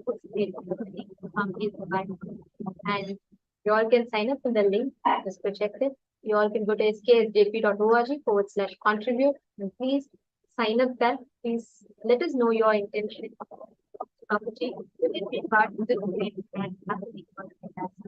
And now with this, it is time for all of us to get ready to enter into the Bhava Samadhi Darshan. I know everyone sitting here are waiting to receive the Bhava Samadhi Darshan. Today, we are going to be having the darshan of the forms of Paramashiva, the ferocious forms of Paramashiva, as Virabhadra, as Samhara Murthy, as Matsya Samhara Murthy, and Simhagna Murthy, and a lot of different forms of Paramashiva. So let us all get ready to the darshan. As we are entering the darshan, I request every one of you to please settle down. We are going to be entering into Darshan, and Darshan is the sacred space, the most powerful sacred space for us to experience, tap, open the doors to our highest wisdom as divine, whatever we call it. And that's pure space of oneness with Swamiji. Normally, we all go and see deities in temples, but it is not easy for us to connect that ultimate consciousness with deities. Not because the Achavataras deities are not powerful, but because human beings are not matured enough to experience that higher state of consciousness through Achavataras. And therefore, out of that supreme compassion, the Nijavatara, physical embodied form within, to bridge that gap between human beings and the Achavataras and the divine, and they bridge this gap and take us through. So all the participants that are sitting here during the Bhava Samadhi Darshan, we are all going to be experiencing this same space where Nijavatara of Paramashiva, the Supreme Pontiff of Hinduism, our beloved Swamiji, is going to literally bridge us from being human to become a god. Right? And this space is the most powerful space where you are extremely you're extremely malleable, means you can be molded into divine. And in this space, whatever you set as your intention, that just becomes present inside you. Whether you want to manifest wealth, health, successful business, or enlightenment itself, whatever level of desire you have, this space is the most conducive space for you to manifest these desires. That process is what we call as Shaktini Pada, where the bridging of the gap between human to divine happens, and only an avatar can do that. Only in the presence of the avatar, you can sit thousands of miles apart, and the avatar can entangle you, and through the Shaktini Pada, lift you to the higher state of consciousness. Modern science is just starting to learn this, and it is understanding this as quantum tunneling, where beyond the parameters of time and space, the energy or the entanglement happens between two particles. This is what modern science is just beginning to understand, but Hinduism had mastered this And this was in fact practice ingrained into our traditions. And the Guru Shishya Sampradaya, the master disciple lineage, is founded on this core principle of entangling, feeling connection, Guru Bhakti. And it is through that umbilical cord connection that the master transmits the highest knowledge to the disciples. And every one of us that are sitting here, we are going to be experiencing this same space during the Bhava Samadhi Darshan. And all you need to do is just let the space. One is going to manifest. Avatar is going to manifest the different samhara murtis for all of us. And ferociously, awaken the ferociousness in us so that we can experience the real empowerment in us. And so that we can experience that real powerfulness to have the ability to break from any kind of impossibilities or fear of failures that we might have been facing in the past. Understand today is very, very, very powerful darshan. Now let us all get ready for the darshan. Please sit their head, naked spine in a straight line.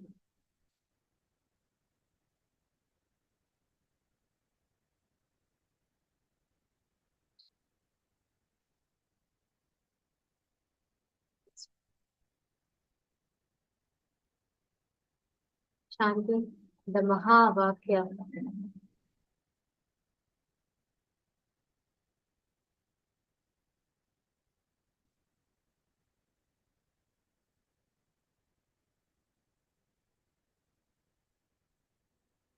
Meditate on the form of Swamiji in your Anandagami, connecting with the Nijavatara, the living embodied form of As Paramashivam, inhale and exhale.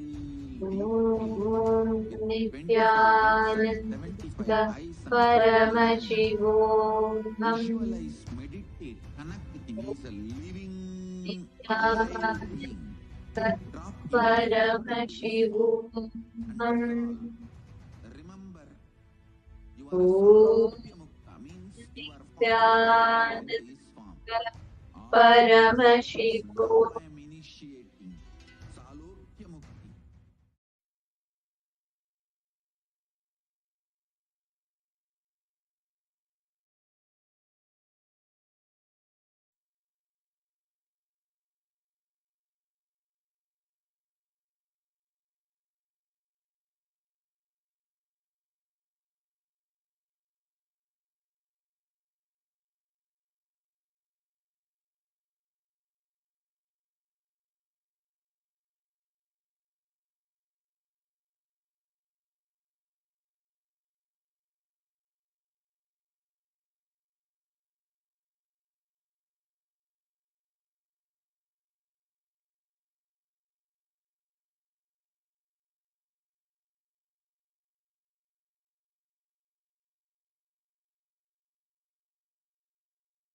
Connecting with the divine with your eyes closed is meditation. Connecting with the divine with your eyes open is darshan. Come, let us all now move from meditation to darshan. Slowly, very slowly, please open your eyes.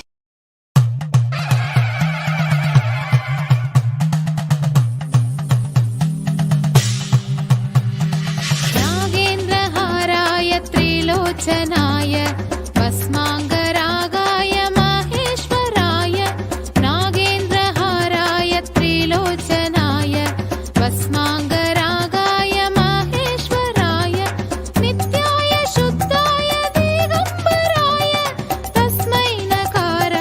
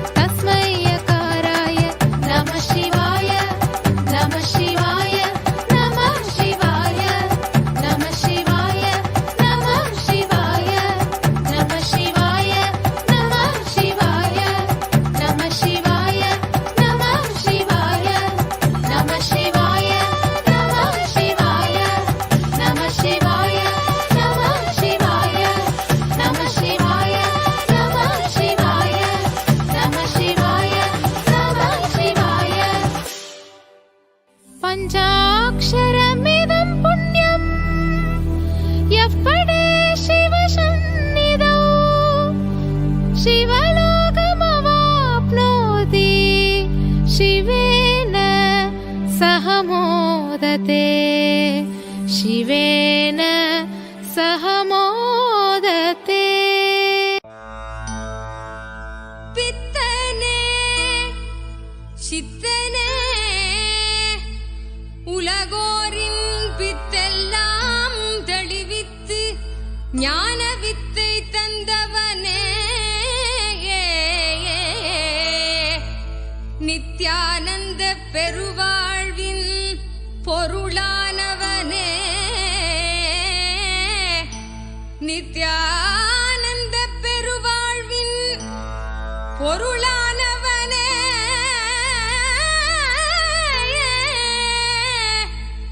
தியானக்கரம் நீட்டி எம்மை ஆண்டு கொண்டவனே அருள் தருவாய் நித்யானந்தனே.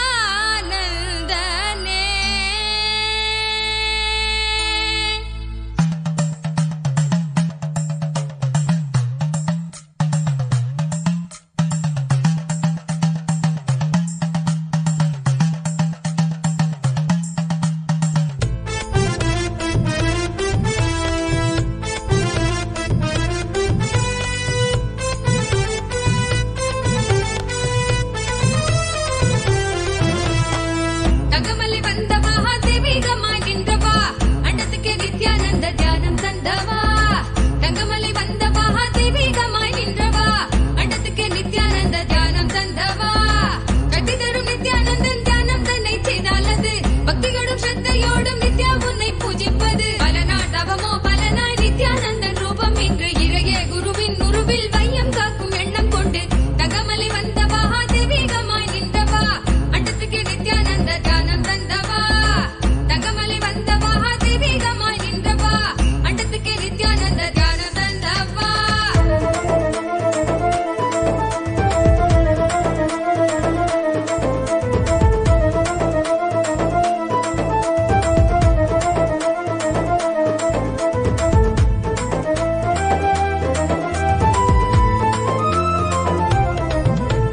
சொர்க்கம் என்றாலே அன்பு வழிதானே என்றே நீ உற்சாகமாக உணர்த்திட இன்பம் கண்டோமே.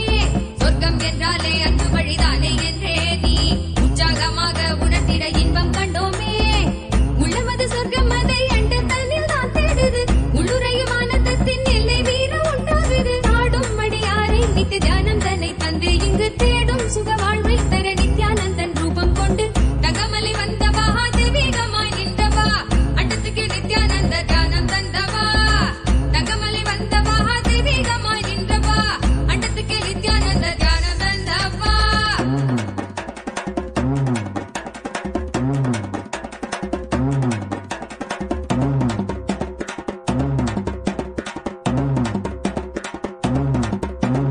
உள்ளுக்குள் உண்டாகும் நித்ய ஆனந்தம் கண்டாலே உள்ளம் தெய்வீகம் கொண்டாடும் என்றாய் நித்யானந்தா நீ.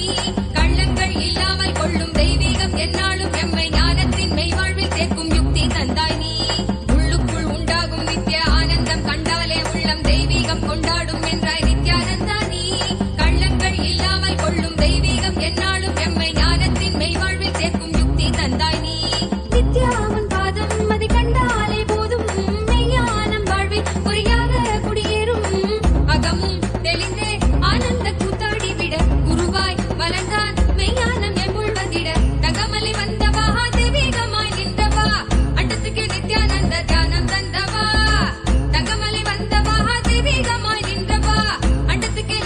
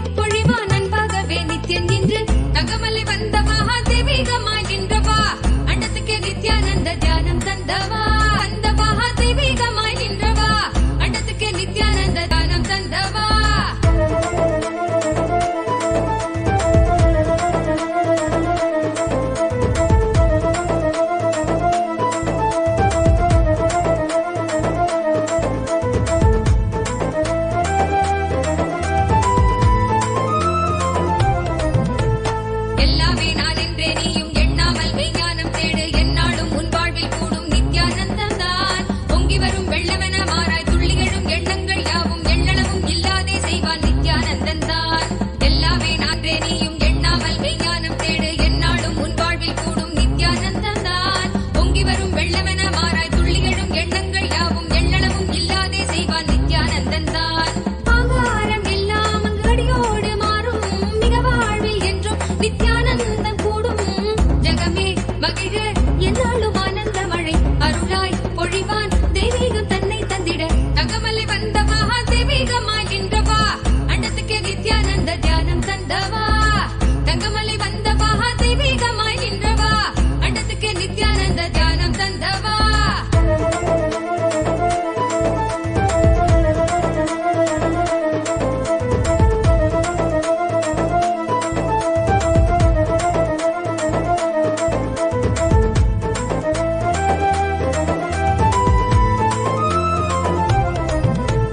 சொர்க்கம் என்றாலே அன்பு வழிதானே என்றே நீ உற்சாகமாக உணர்த்திட இன்பம் கண்டோமே.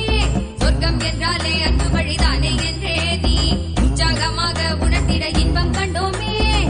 உள்ளமது சொர்க்கம் அதை அண்ட தன்னில் தான் தேடுது, உள்ளுரையும் ஆனந்தத்தின் எல்லை வீர உண்டாகுது. ஆடும் மடியாரை நித்திய தியானம் தன்னை தந்து இங்கு தேடும் சுக வாழ்வை தர நித்யானந்தன் ரூபம் கொண்டு.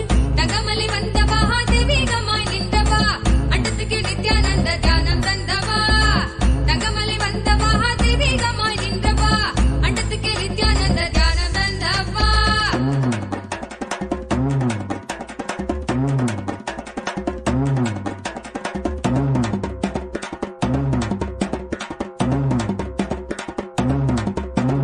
உள்ளுக்குள் உண்டாகும் நித்ய ஆனந்தம் கண்டாலே உள்ளம் தெய்வீகம் கொண்டாடும் என்றாய் நித்யானந்தா நீ. கள்ளங்கள் இல்லாமல் கொள்ளும் தெய்வீகம் எந்நாளும் எம்மை ஞானத்தின் மெய்வாழ்வில் சேர்க்கும் யுக்தி தந்தாய் நீ. உள்ளுக்குள் உண்டாகும் நித்ய ஆனந்தம் கண்டாலே உள்ளம் தெய்வீகம் கொண்டாடும் என்றாய் நித்யானந்தா நீ. கள்ளங்கள் இல்லாமல் கொள்ளும் தெய்வீகம் எந்நாளும் எம்மை ஞானத்தின் மெய்வாழ்வில் சேர்க்கும் யுக்தி தந்தாய் நீ. நித்யாவன் பாதம் அதை கண்டாலே போதும், மெய்ஞானம் வாழ்வில் பொறியாக குடியேறும். அகமும் தெளிந்தே ஆனந்த கூத்தாடி விட, குருவாய் வளர்ந்தான் மெய்ஞானம் எம்முள் வந்திட. தகமலை வந்தவா தெய்வீகமாய் நின்றவா, அண்டத்துக்கு நித்யானந்த தியானம் தந்தவா. தகமலை வந்தவா தெய்வீகமாய் நின்றவா, அண்டத்துக்கு நித்யானந்த தியானம் தந்தவா. தகமலை வந்தவா தெய்வீகமாய் நின்றவா, அண்டத்துக்கு நித்யானந்த தியானம் தந்தவா. தங்கமலை வந்தவா தெய்வீகமாய் நின்றவா, அண்டத்துக்கு நித்யானந்த தியானம் தந்தவா. கட்டி தரும் நித்யானந்தன் தியானம் தன்னை செய்தாலது, பக்தியோடும் ஸ்ரத்தையோடும் நித்யா உன்னை பூஜிப்பது. பல நாள் தவமோ பல நாள் நித்யானந்தன் ரூபம் இன்று இறையே குருவின் உருவில் வையம் காக்கும் எண்ணம் கொண்டு. தகமலை வந்தவா தெய்வீகமாய் நின்றவா, அண்டத்துக்கு நித்யானந்த தியானம் தந்தவா. அண்டத்துக்கு நித்யானந்த தியானம் தந்தவா. அண்டத்துக்கு நித்யானந்த தியானம் தந்தவா. அண்டத்துக்கு நித்யானந்த தியானம் தந்தவா.